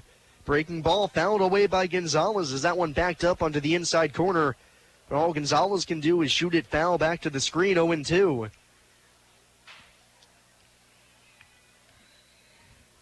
It's a good time to throw that fastball up around the neck and see if he'll chase it. Rizzatello flashes the signs.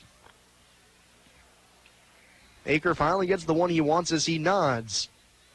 Rizzatello sets up the 1-2 pitch, spiked curveball out in front of the plate. And it's ball 1 on Gonzalez, 1-2. He held on that breaking pitch too long that wanted to bounce at least 3 feet in front of home. I had a feeling he was going to throw the breaking pitch. We'll see where Aker goes here. 1-2 on Gonzalez, top of the 9th inning. Otters in front, 4-2. The 1-2 pitch. Another breaking ball, but Gonzalez just gets a piece of it. Just taps it foul at the plate, and he stays alive, 1-2.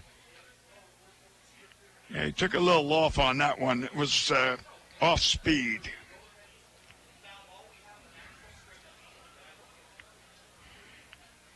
Got to give him that high, hard one. Rizzatello sets up down and away, asking for it in the dirt. The 1-2, fastball swung on and missed. As Aker goes with the fastball and blows it by Gonzalez. Good call, Bill. That's the first strikeout, first out here in the 9th.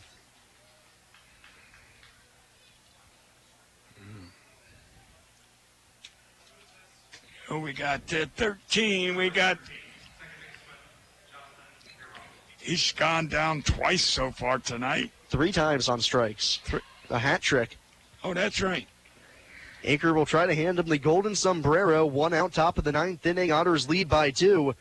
Right on left matchup. The first pitch, breaking ball, freezes Pirone at the knees on the outside. 3rd, 0-1.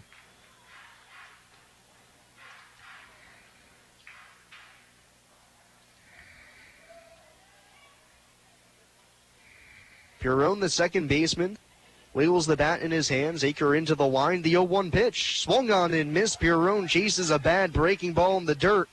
And it's 0-2.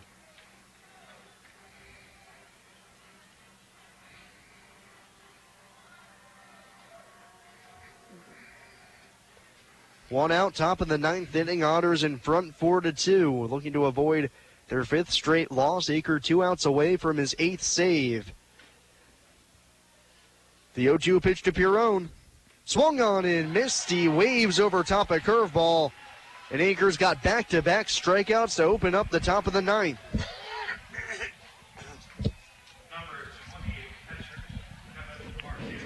And one has been his best pitch, his curveball or his fastball, because Go with he's both of them. utilizing the curveball tonight. He's using one to set up the other. Yeah. And now it'll be up to Kevin Martier to keep this ball game alive for Gateway. He's got a few strikeouts, too. 1 for 3 on the day, a single, a strikeout, and a ground out. Right on right matchup. Otters lead 4-2, 2 outs here in the 9th. Aker into the wind, his first pitch.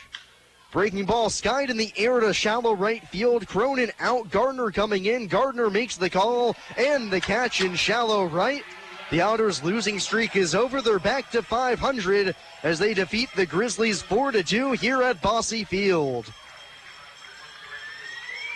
Winning pitcher will be Keanu Cummings. The loser in this ball game will be Colton Freeman, as it's his inherited runners who score. And getting his 8th save of the season is Mitch Aker, as the Otters come back here with a grand slam in the bottom half of the 8th inning from Travis Harrison to take the lead and win this ball game 4-2. We'll take a quick break and be back with the post-game wrap-up here on WUEV 91.5 FM. You've been listening to Evansville Otters Baseball here on WUEV 91.5 FM and the Kruckemeyer & Kahn Otters Digital Network. No matter how large or small your digging project may be, no matter how urban or rural, you must always call 811 before any project. Is our national one-call number, alerting your local utility companies to come out and mark any lines they have near your dig site. So before you do this or this, make sure you do this. For digging projects big or small, make the call to 811. Brought to you by Indiana 811. A Case of the Blues is your home for blues music in the tri-state, featuring music from local artists like Honey Roy, Dale Niehaus and Bad Mojo, the Bosco France Band, and the Beat Daddies, as well as legends of the blues like B.B. King, Buddy Guy, and Muddy Waters. A Case of the Blues is on every Saturday from 11 a.m. to 6 p.m., only on your place for blues in the tri-state, 91.5 FM WUEV Evansville, a University of Evansville radio station. The Pizza Brick Road always goes to Tyroni's. I'm in the mood for pizza and I'm ready to go. The Pizza Brick Road goes to Tyroni's. So follow me down the Pizza Brick Road. Road down to Tyroni's. The Pizza Brick Road. The Pizza Brick Road always goes to Tyroni's.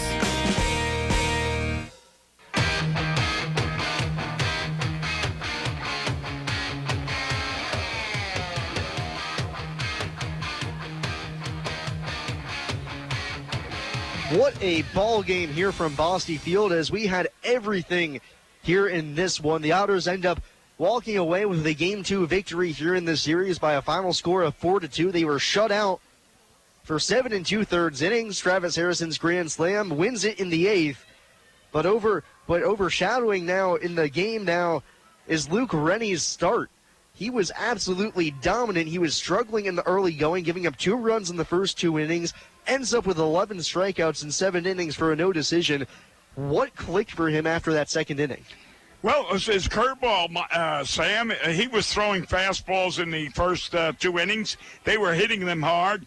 But then he went to his breaking pitch, and he had good command and good control of that pitch, and that's where he got 11 strikeouts. I mean, there was one inning, I don't recall whether it was the 6th or the 7th inning, he threw 12 pitches, and 11 of those 12 were all curveballs, and he got 1, 2, 3. He got...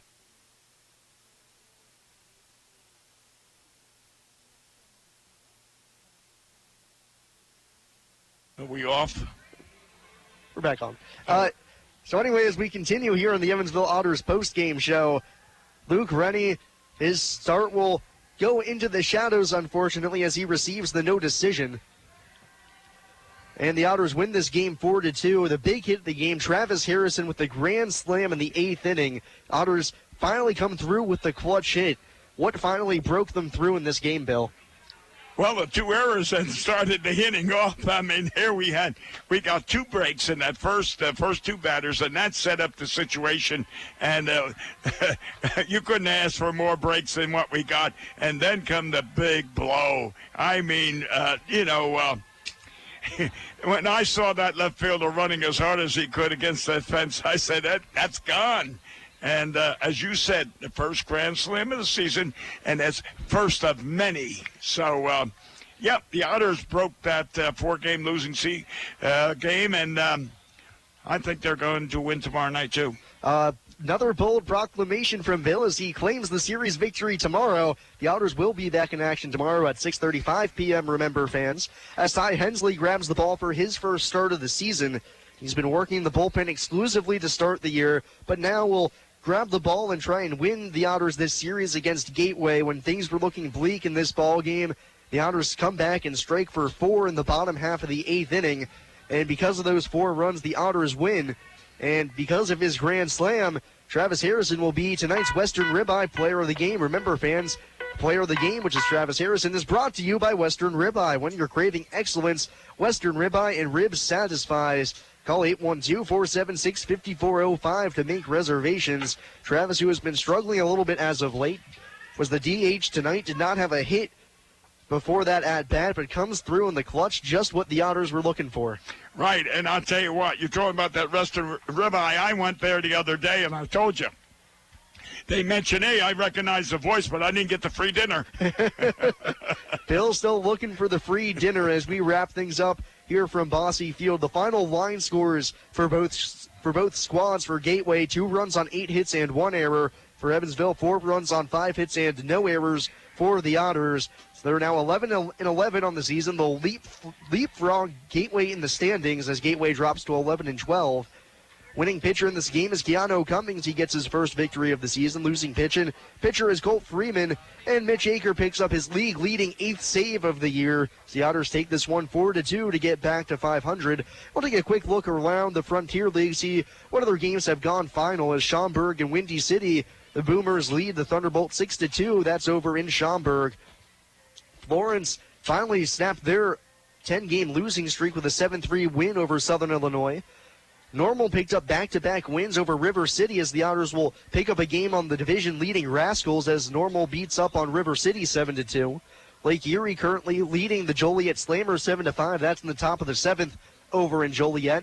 And then in Washington, Traverse City dropped that one 6-4 to the Wild Things. So the Otters in good position to make up some ground today in the standings with this key win over Gateway, and hopefully it'll propel them going forward, give them a little bit of momentum with a crucial late victory. Remember, we'll be back on the air at 6:35 p.m. tomorrow, 6:15 for the pregame show. You won't want to miss it as Ty Hensley makes his first start of the season, and the Otters go for the series victory against the Gateway Grizzlies. For my partner up here in the booth, Bill McCune, as well as Preston Leinenbach, who is on for the 4th through 6th innings, as well as my producer and our producer back in the studio, Paul Mattingly, we say thank you for joining us on this fine evening as the Otters win 4-2. You've been listening to Evansville Otters baseball here on WUEV 91.5 FM and the Kruckemeyer & Kahn Otters Digital Network.